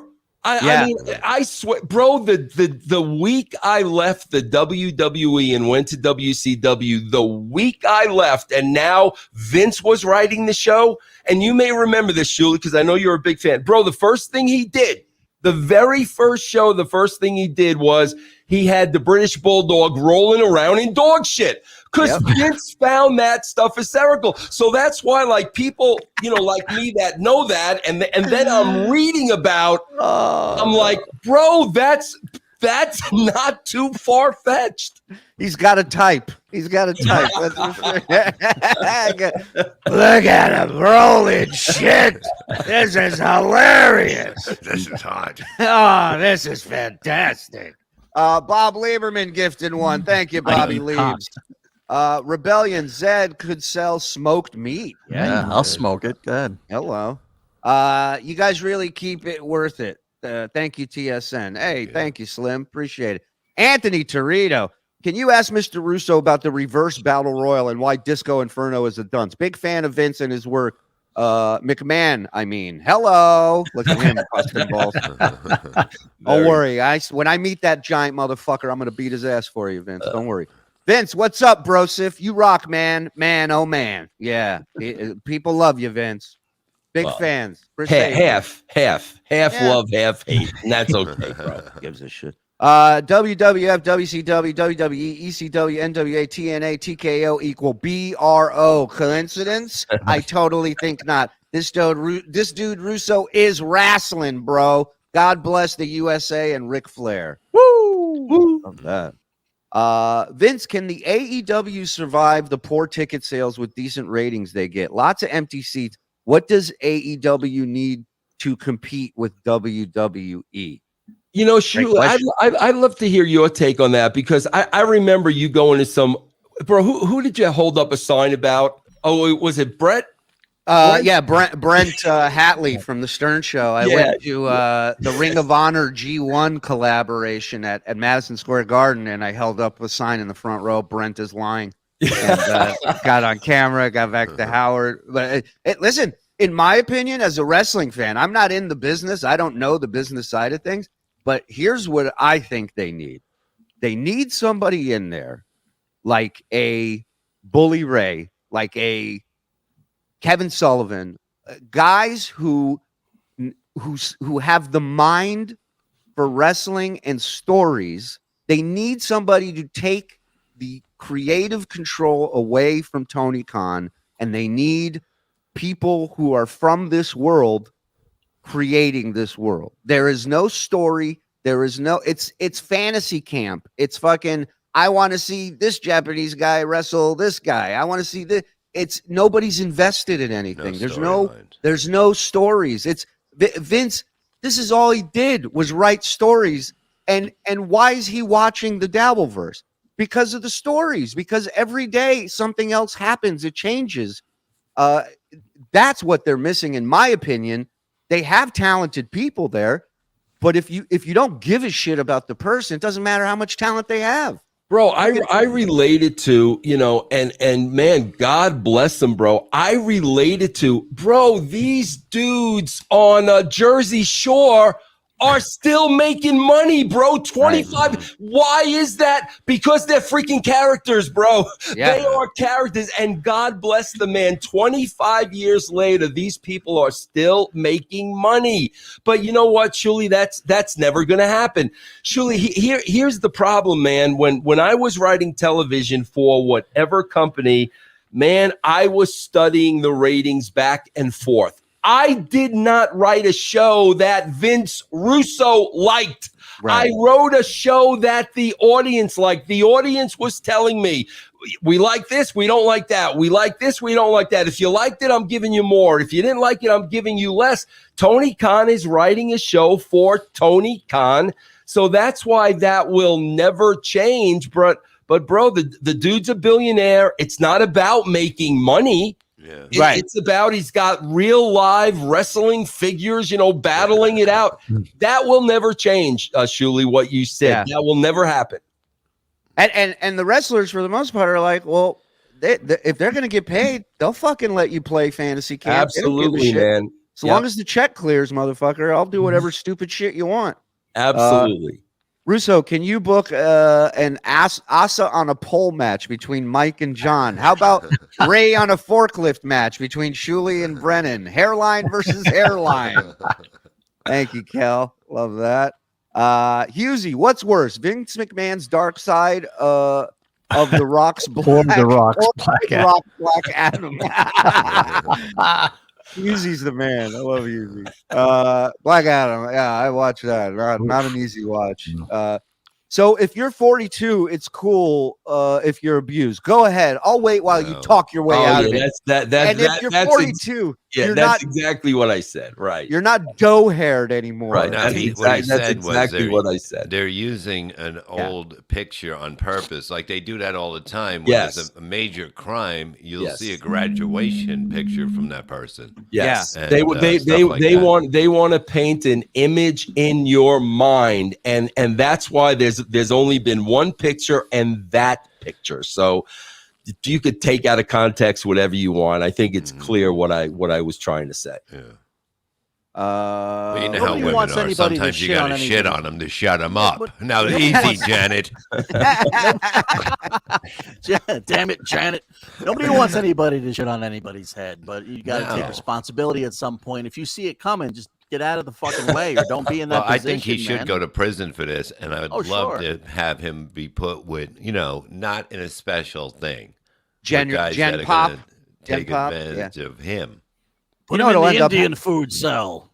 You know what'll end up happening? He'll be in the cell, and all these prisoners will come up and pitch him wrestling gimmicks, and he'll create his own prison wrestling situation. Bro, can you imagine? This dude was such a germaphobe. I mean, he was Howard Stern level. Could you imagine him in a freaking prison cell? Yeah. Bro, could you imagine? God. I'd rather be covered in Vince McMahon crap than see the Rock's Baywatch ever again. Husey weighing in with some more thoughts. Bro, any truth to the rumor that Pat Patterson passionately fingered comedian Bob Levy? Gosh. Vince, I don't know if you were true. there or whatever. Were you at Vince at Shane McMahon's bachelor party? I was not. I've heard you talk about that, Bob, but I was not there. No. Oh yeah, because I forget who was totally there. I know all the big shots were there at the time. A lot of the people, but Pat Patterson was like, he was talking to me, and I sit down, and he puts his hand on my knee, above my knee, and he goes, "We can use a guy like you here." And then he didn't move his hand. He didn't move his hand, and and it starts getting uncomfortable, and I was like, so I grabbed his other hand and put it on my other leg. No, it just got really weird. Yeah, it was like uncomfortable, and Vince was cool. I was out of my mind drinking and fucking yelling and that, but it was like. It's weird because I had no idea that Pat Patterson was like, you know what I mean? This was like, I'm not saying I was young and dumb, but like nothing happened. Yeah, but yeah. It was. Hey, whatever you got to tell yourself. Whatever you got to tell yourself. So he signed my balls, and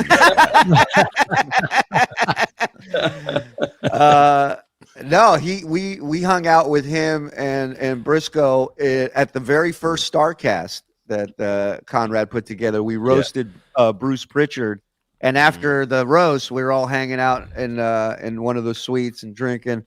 And here I am with my buddy James Mattern, comedian, wrestling fan, huge wrestling fan. We're hanging out with Gerald Briscoe, Pat Patterson, a bunch of other wrestlers. And Pat Patterson sees my buddy James Mattern, and he walks over to him. He goes, "Tell me if you like my new cologne. Smell, come to me." He goes, "Smell it." And he smells it, and he goes, "That smell like come to you?" And then he puts his arm around. But he would get up. He would sing "My Way," do karaoke. He was such a sweetheart of a guy. He was, man. He really was.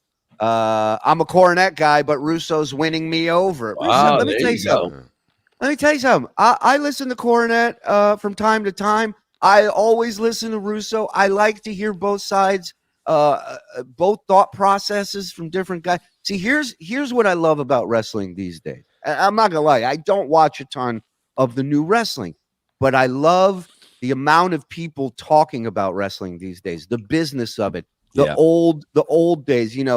Conrad Thompson really nailed it when he created these shows that just for people our age that want to know the behind the scenes at WrestleMania 3 at whatever, Halloween Havoc, whatever it may be.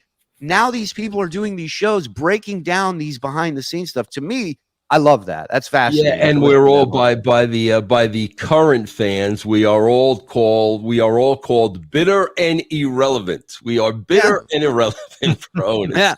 Well, it's like, listen, I like watching wrestling. If I enjoyed floor exercises, then I'd watch fucking gymnastics. Like, just get a story going. They need to have a Laurinaitis on a pole match. Testimony on a pole match. How about that? And whoever gets it gets the testimony. Can Russo answer my question about the reverse battle royal? Do you remember a reverse battle royal? The way I wrote television, here's how I wrote television, man. If I was writing something down on a piece of paper, and Shuli, my memory goes all the way back to Bruno Sammartino. If I'm writing something and all of a sudden I realize, wait a minute, I've seen that before, I would throw the page away. So I constantly was trying new things, and I would have rather seen something new fail than repeat something 25 times, because that's all they're doing now. They are recycling. They are recycling matches and angles over and over and over again. So, yeah, man, I'd rather put something new out there, see it fail, than repeat something for the 50th time. Was there anything out there that you did that you would consider like a bomb? Like, do you look at something back? Oh, my God. Yeah, I could tell you guys the best story, man. No doubt about it, bro. I came up once with a dog kennel from hell match. And what this was, here's what this was. It was Boss Man and Al Snow. Okay. And the idea was, we had the ring, and then outside of the ring, we had a steel cage. Okay. But between the ring and the steel cage were vicious attack dogs. So if you got thrown over, if you went to the outside, these freaking Rottweilers, bro, were gonna freaking tear your ball sack to shreds. This is how I'm visioning this in my mind. It's how you're selling it. Right. I'm 100% holy shit, man. They're gonna be ripping the boss man's ass, and this is gonna be like so. I'm at the arena, bro, and, we're getting prepared for the day. We're getting prepared for the show, and all of a sudden somebody comes up to me and says, Vince, the attack dogs are here with their owners. So I said, all right, bring the dogs over and let me see them. Bro, they brought these attack dogs over to me, and they were licking me. And I'm like, holy shit, I am screwed, bro. But I got to be honest with you, man. I take 100% responsibility for that, because I never took that into consideration. I never took into consideration, well, what if they're pets? And bro, that's exactly what happened. They were sleeping out there, bro. They were looking at the people in the crowd, and bro, the worst thing I ever did by far. That's fucking hilarious. Bob Laberman, please read in Buffalo. Please read. What does that mean in Buffalo? Please read in Buffalo. Bro. There you go. People love the bro. I covered this the other night. I pulled 6 clips of WWE angles containing poop. I barely had to work hard to find them. It's blatantly obvious. Sex and poop sells tickets. Oh, hey, bro. That's Uncle Jack. He's a big fan. Who will die first? Stut Joe, KB, Asa, Bob. Oh, how dare you? How dare you put Bob in that? Never. Vince, can you book a match between a hot dog, a potato, an orange, and a puppet? Thanks, bro. I'll hang up and listen. That would be a hell of a match. Hell of a match. Reels, hey, bro, do you think Brock Lesnar's in trouble? And are there any other stars about to fall? I'll sit back and listen. Love you, bros. Thank you, Reels. Brock when you read that lawsuit, bro, it doesn't look like Brock did anything. It doesn't look like No. he physically was involved in anything. So, And- yeah. And real quick, just to catch people up who may not know, in the lawsuit, it states that Vince instructed this woman that she's going to be passed on to to a talent there, which brings up the question, is Vince recruiting talent with the promise of this woman as like, hey, not only will we pay you, but I'll have this woman come over and do whatever you want. It's definitely a theory out there, but they don't name the person. They say it's a former UFC champion. So it's either Brock or Ronda Rousey. So I don't think it's Ronda. And I don't think Brock as dumb as he looks. Like, is he a stupid person? Well, I got to tell you this, bro. When you read that lawsuit, Shuli, it seems like there were 2 times that Brock was supposed to get the hookup, and it didn't happen. The first time, I guess he was supposed to go over, to the woman's house, and he was drunk off his ass, so they had to take him home. And the second time, there was a snowstorm, so he couldn't fly in. So that basically tells me, bro, that Brock may have been trying to get out of this. So when you say, was he a dumb person?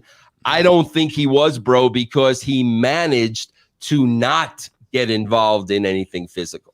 Right. And, maybe. I know a guy that drove in a blizzard. The highways were shut down, and he had his father drive him to my house so he can be with the girl. Jim Norton, you remember? Oh, that's funny. A buddy of yours back in the school days, he had his dad take him. Yeah, Norton did. Norton, he showed up with a paper bag with spaghetti in it, going, "I thought you guys might be hungry." Norton going through a blizzard to get laid. All the roads, and you weren't allowed on the street, and he so fucking funny. did it.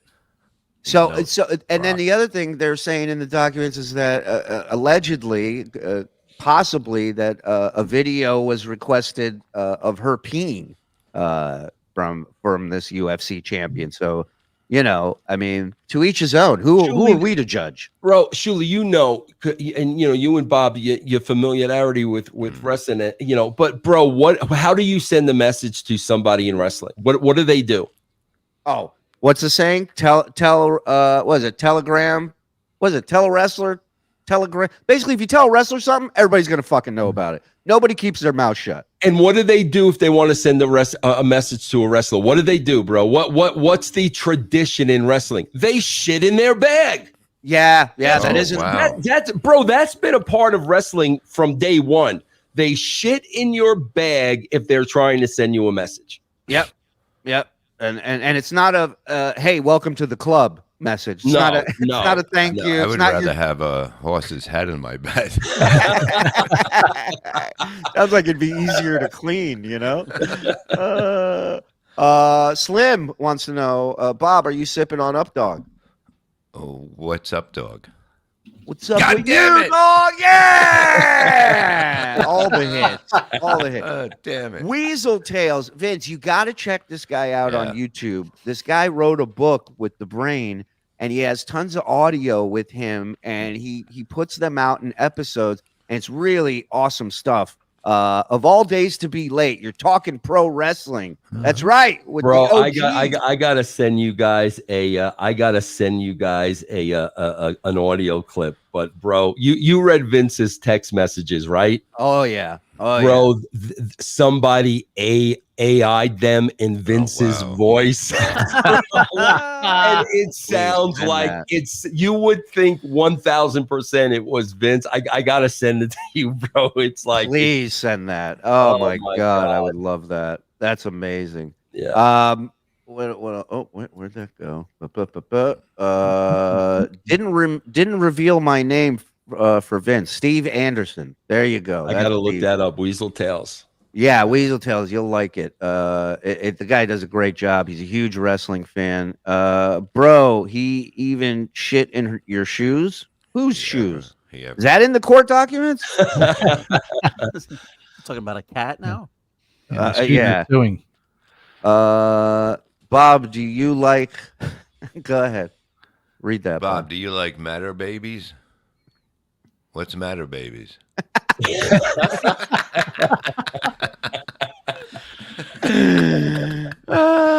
You guys. Other wrestling news I wanted to bring up, Mr. Russo. This guy I had the privilege of meeting at a strip club one night in Vegas. Gentleman by the name of Marty Jannetty in the news. Oh man, yeah. Former tag team partner, the Rockers. Him and what's his face? Shawn Michaels. Yeah, Shawn Michaels, the Heartbreak Kid. Shawn Michaels, of course, turned on him, threw him through the barbershop window, and the rest is history. Marty Jannetty going downhill while Shawn just fucking shoots up to the stars, right? Yeah. Well, now Marty has announced that it looks like his leg is going to be amputated. Oh, which is a bummer. Yeah. But let me tell you something. I was at a strip club years and years ago in Vegas, and WWE. Hey, look at Mike Flair. Yeah. That's tremendous. Yeah. And WWF at the time had an event at the Thomas and Mack, and afterwards, I guess some of the boys went to the ballet, as they like to call it.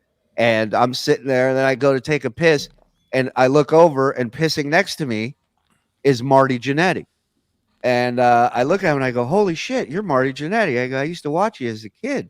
And he looks at me and he goes, "Don't tell these whores that. I don't want them knowing how old I am." That was his exact quote.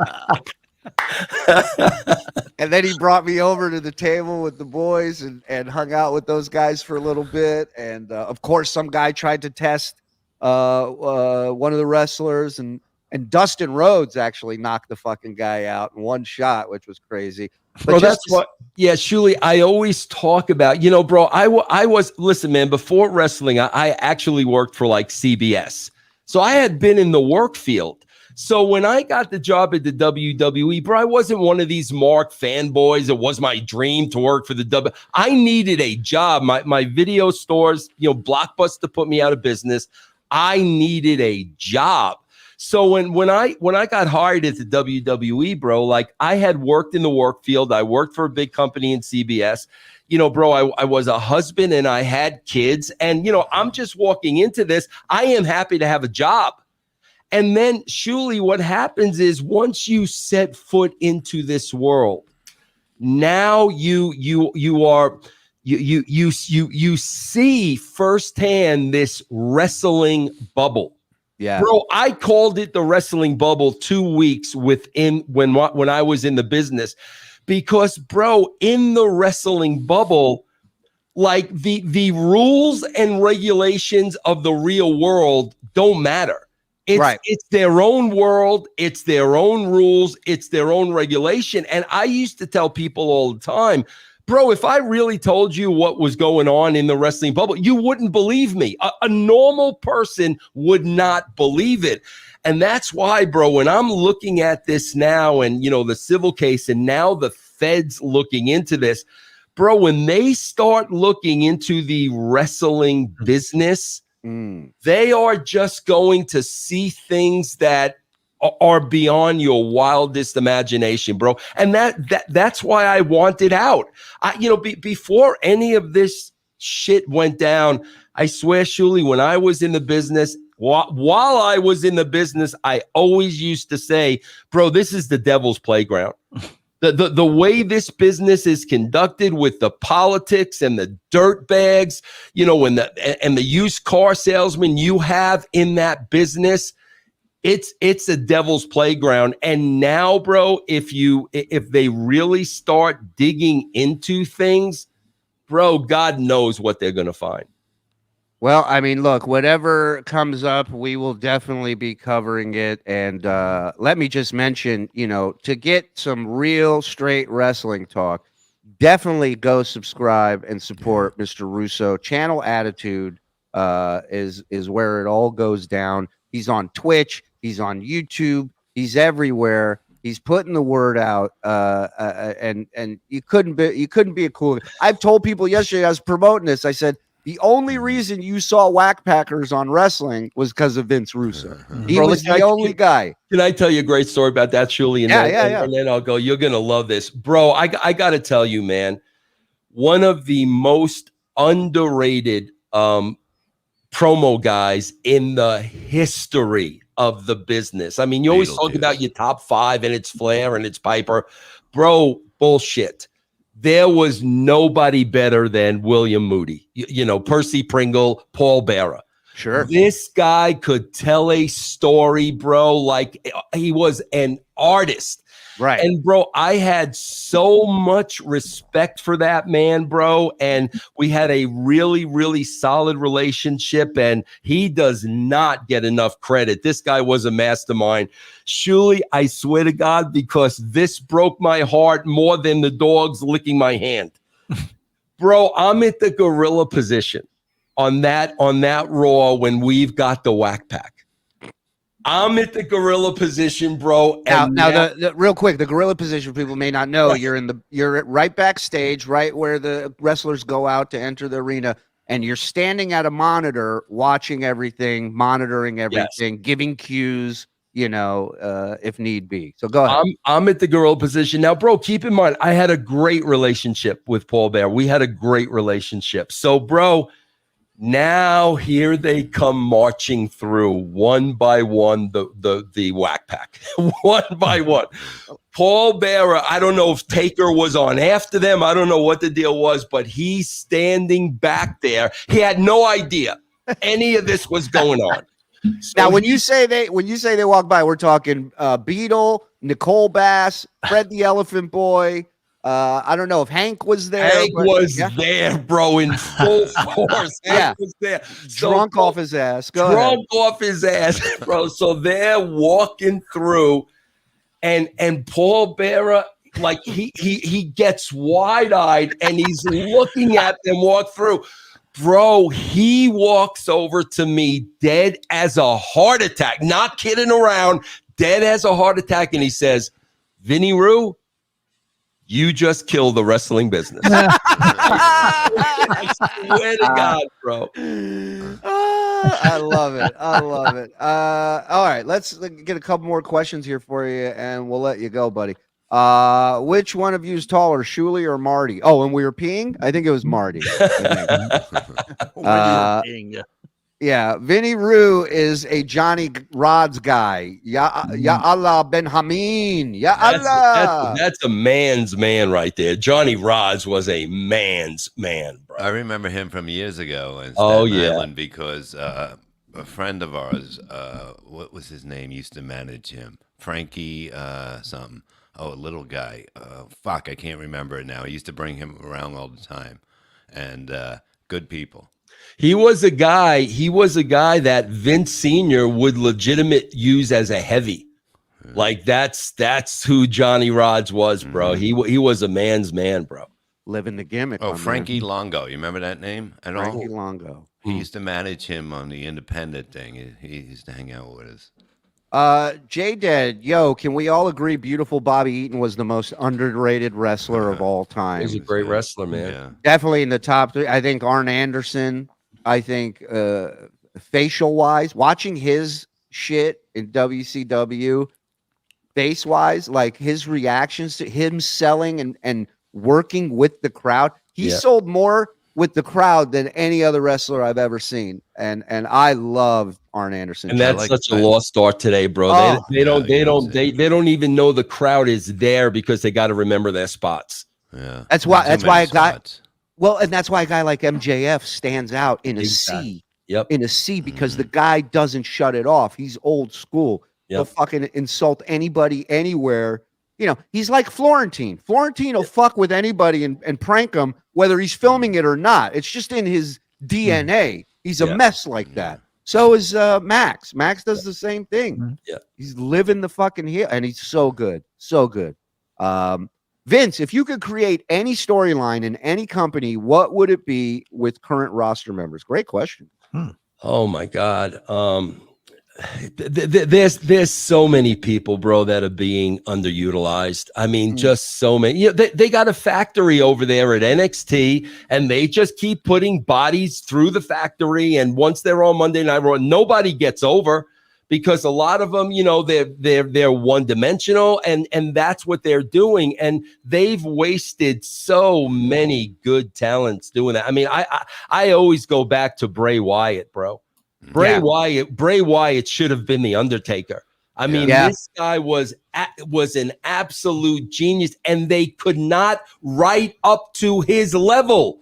So what they did was wind up bringing him down because the guy was so brilliant. There's a lot of guys and gals over there that they're just underutilized, man.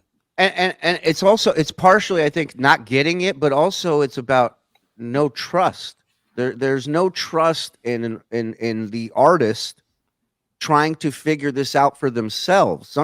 Sometimes people have suggested a gimmick and it hits and it's the perfect gimmick.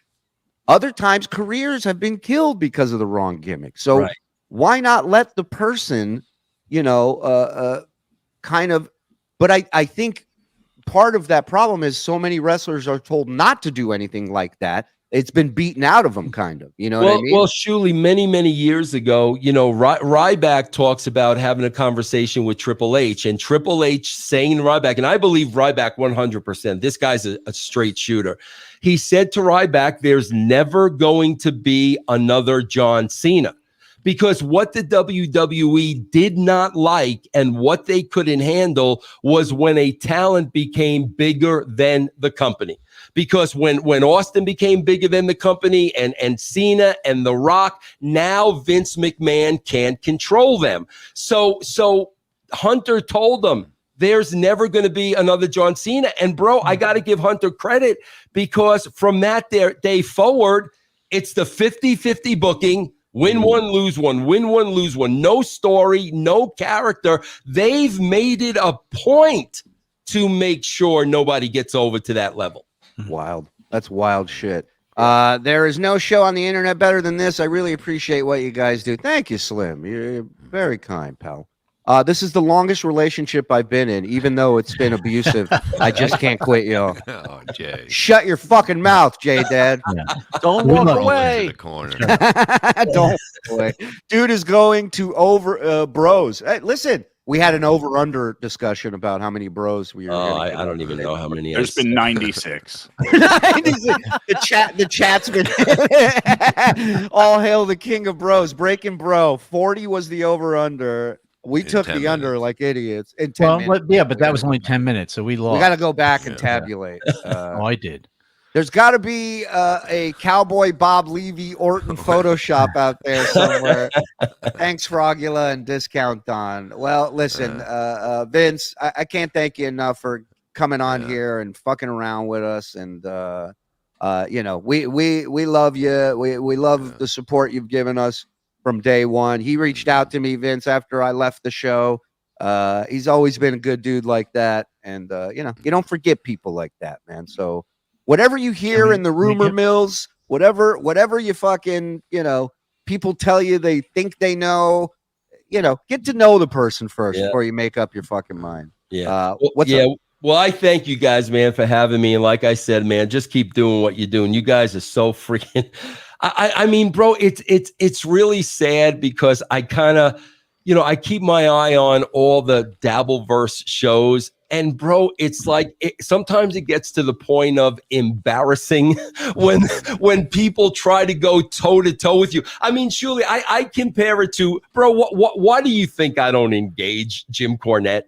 You think I'm going to go toe to toe with that? But that's what these guys do with you. They go toe to toe with you. You make them look absolutely ridiculous, but they just keep coming back for more. It's unbelievable to me. Jim wants to know, what are your thoughts on the stuttering idiot? Bro. Hey, listen, man. You know what he is to you guys? He's what Tony Khan is to me, and Tony Khan is a content factory for me, and that's why I love Tony Khan. I hope he's there forever, and he's kind of my stuttering John. I love it. I love it. What pronouns does Vince go by? Bro. He's known as bro. Yeah, I'm known as bro. Yeah. Bro, man, or dude. Mike, did you have something you wanted to say? No. I wanted to ask if he could get it to 100, but he did. So he did. Okay, you don't even have to ask. It's Is natural. that a shoot? Is that a shoot? Will you 100 bros? Yeah, Seriously. Yeah. the entire time you've been on, the chat has been keep it. Look, 97, 99.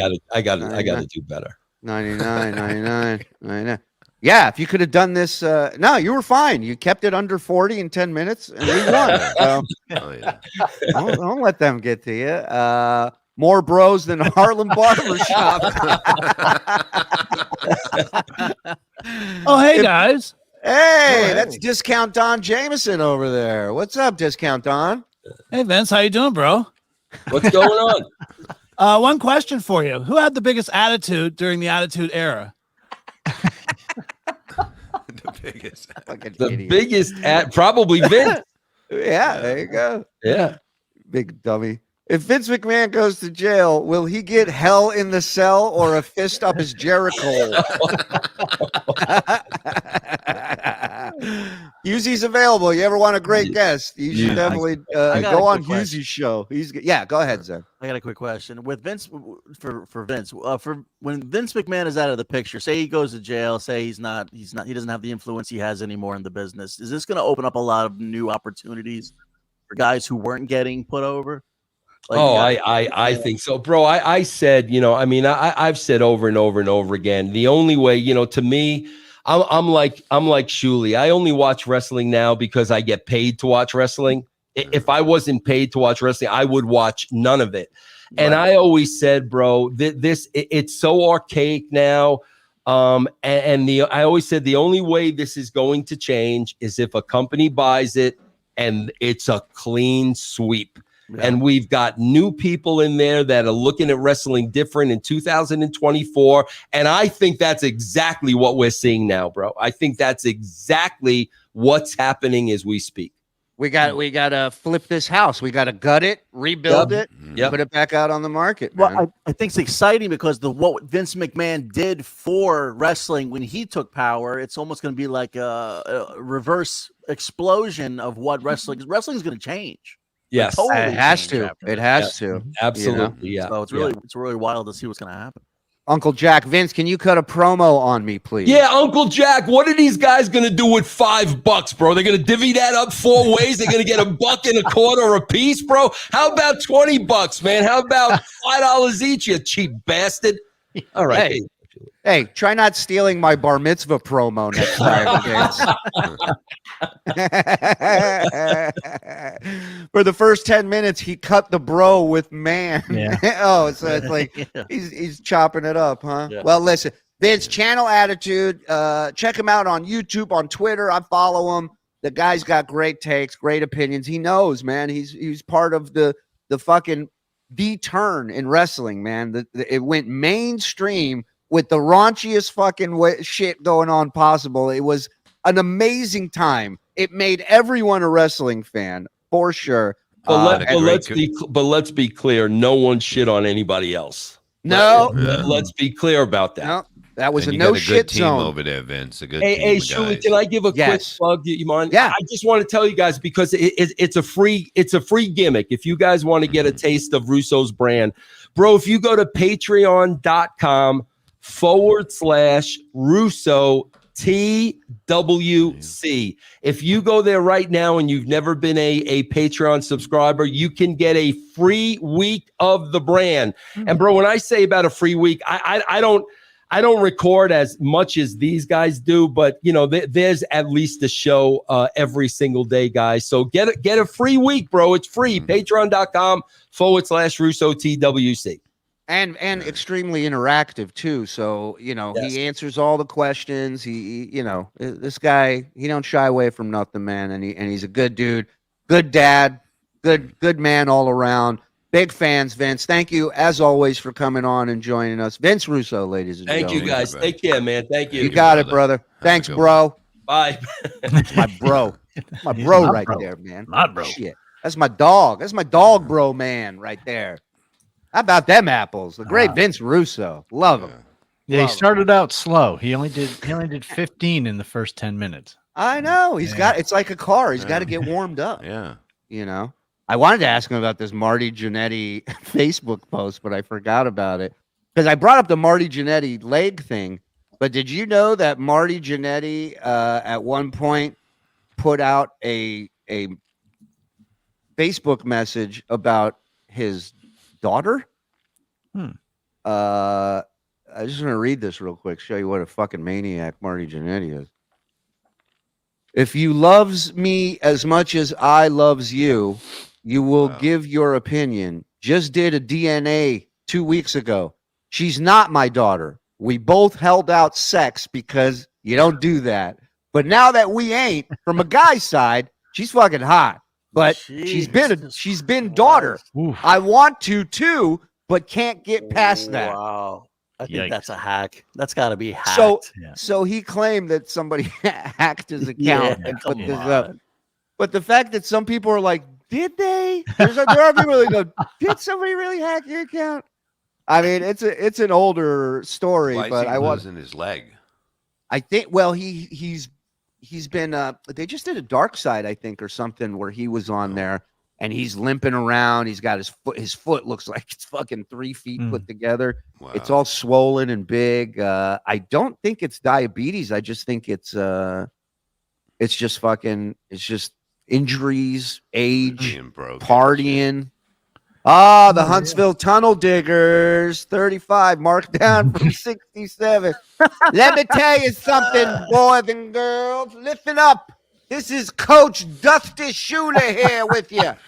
Get over here, Tunnel Diggers. Listen. We're going to do some shooting. We're going to do some passing. We're going to do some pressing. I want to see you play zone. I want to see you play man-to-man, Jack. I want to see you throw it down and get dirty, baby.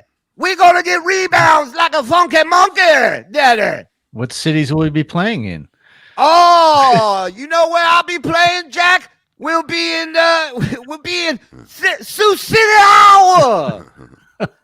You're going to be Denver, Colorado. And we will be taking a sit in Vince McMahon's office. That's right. Join us and pull yourself from the ashes and rise to the challenge, baby. When we done, we going to Shakey's Pizza, daddy. Woo! Ice cream for everybody. Thank you. I'm the coach of the woods. All right. Why did Shuli lie about occupation on bankruptcy? Why did I lie about my occupation? I don't know. We'll tackle that in next week's breakdown. Overdose equal over bros. Haha. Get it? Of course we get it. Mm-hmm. How do you not get it?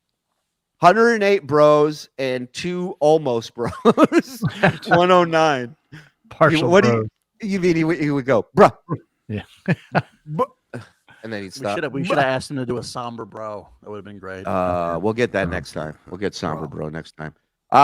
Okay, so we got Point Dabble Point later this afternoon, ladies and gentlemen. Shuli? Yeah? I do have a quick Super Bowl quiz for y'all. You're going to give us a Super Bowl quiz? Yeah, I came up with the questions all on my own, too.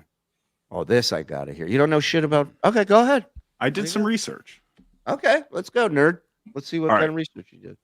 First question. Which False. player... Oh, go ahead. Sorry. Which player dates Taylor Swift? Kelsey. Bob, you know this one? Kelsey. Right. Travis is his name, right? Yes. All right. Yeah, that's good. I like it. Super Bowl trivia had to first questions about Taylor Swift. Go ahead. All right. Question number 2. What was Taylor Swift's first album? All right. Get out of here. How do I get rid of you and you're not on screen? How do I do that? Idiot. Replayables tonight, 9:00. Oh, replayables tonight at 9, ladies and gentlemen. Don't forget, bros. Yeah, I don't know if Vince drinks, but maybe he wants to come on replayables one night. Wow, thank God we stopped talking about wrestling. And another thing about Survivor Series. I just listen, it may not be for everybody, but you can't always make everybody happy. We enjoyed it. A lot of people seem to enjoy it. Sorry if you don't like wrestling. But you know, it's not like we talk about it every day. So everybody relax. We'll be back at 4. We have Point Dabble Point today at 4. So join us. Couple of guests popping in, a surprise guest popping in later. I think you'll enjoy. And of course you guys will be there. So join us at 4. Let's make love some more. Let's look out for each other. Let's go to bsshowlive.com. Check out dates. Okay. Make sure you hit like on your way out. Make sure you hit subscribe. Hit the notification button so you know when we're live. If you didn't get a membership, do it now. Paywall shows, Rabbit Hole, all these shows we're going to be hitting. Get in here. Get involved. All right? It's a great way to watch the show. Wait, hold on. What, Bob? The show, by the way? Oh, hold on. What, Bob? No, I'm going to have a lot of live gigs coming. I'm starting to book them up, baby. They're coming. All right. They'll be coming. Go ahead, Anthony. What were you saying? That's a really great way to watch the show. Is on your Mint Mobile phone. Did you know that? Oh, I wish somebody could tell me about Mint After Mobile. years of fine print contracts and getting ripped off by overpriced wireless providers, if we learned anything, it's that there's always a catch. So when I first heard that Mint Mobile offers premium wireless starting at $15 a month, I thought, what's the catch? But after talking to them, it all made sense. There isn't one. Mint Mobile's secret sauce is that they sell wireless service online. They cut out the cost of retail stores and pass those sweet savings directly to you. To anyone who hates their phone bill, Mint Mobile offers premium wireless for $15 a month. All plans come with an unlimited talk and text and high-speed live data delivered on the nation's 5G network. Largest 5G network. Choose from 3, 6, or 12-month plans and say goodbye to a monthly phone bill. Mint Mobile gives you the best rate, whether you're buying one for the one or for the family. And at Mint, families start at 2 lines. You, your phone, with any Mint Mobile plan, you keep your same phone number along with your existing contacts. Switch to Mint Mobile and get your first 3 months of premium wireless service starting at just $15 a month. To get your new wireless plan for just $15 a month and get the plan shipped to your door for free, go to mintmobile.com/Shuli. That's mintmobile.com/Shuli. Cut your wireless bill to $15 a month at Mint Mobile. Ying Wai Malstein. Thank you, Anthony. Yeah. Thank you, Mr. Zen. Could you use Mint Mobile instead of that connection you have with? Yeah, your mic was cutting out. Oh, great. That's great. Yeah, you were playing those stupid sounds, you motherfuckers. No, we started once your mic started cutting out. Oh, That's good. I'm But glad that worked out. listen, we'll be back at 4, and we'll be around all weekend. So hit notification, member up, sign up. We'll see you guys later. Have a great Friday. Enjoy. Bye, everybody.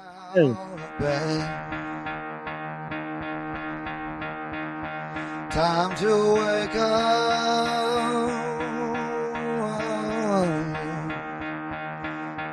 Gotta get out of bed. I did have more questions for the Super Bowl quiz. Got it. Why don't you ask them to yourself while you're pissing? Is Taylor Swift Dave?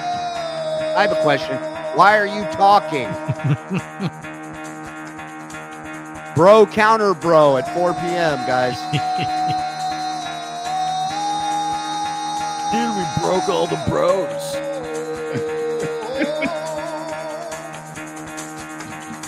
Get the fuck out of bed, bitch. Go. Keeping it real. Get up and then they got go. Sounds like he's chewing. No one's ever laughed at this bit, Mike. No one. I do. I just took him out. I'm tired of it. Get up. Nobody. Get up. It'll get funny in a couple of years. I'm gonna jerk you off.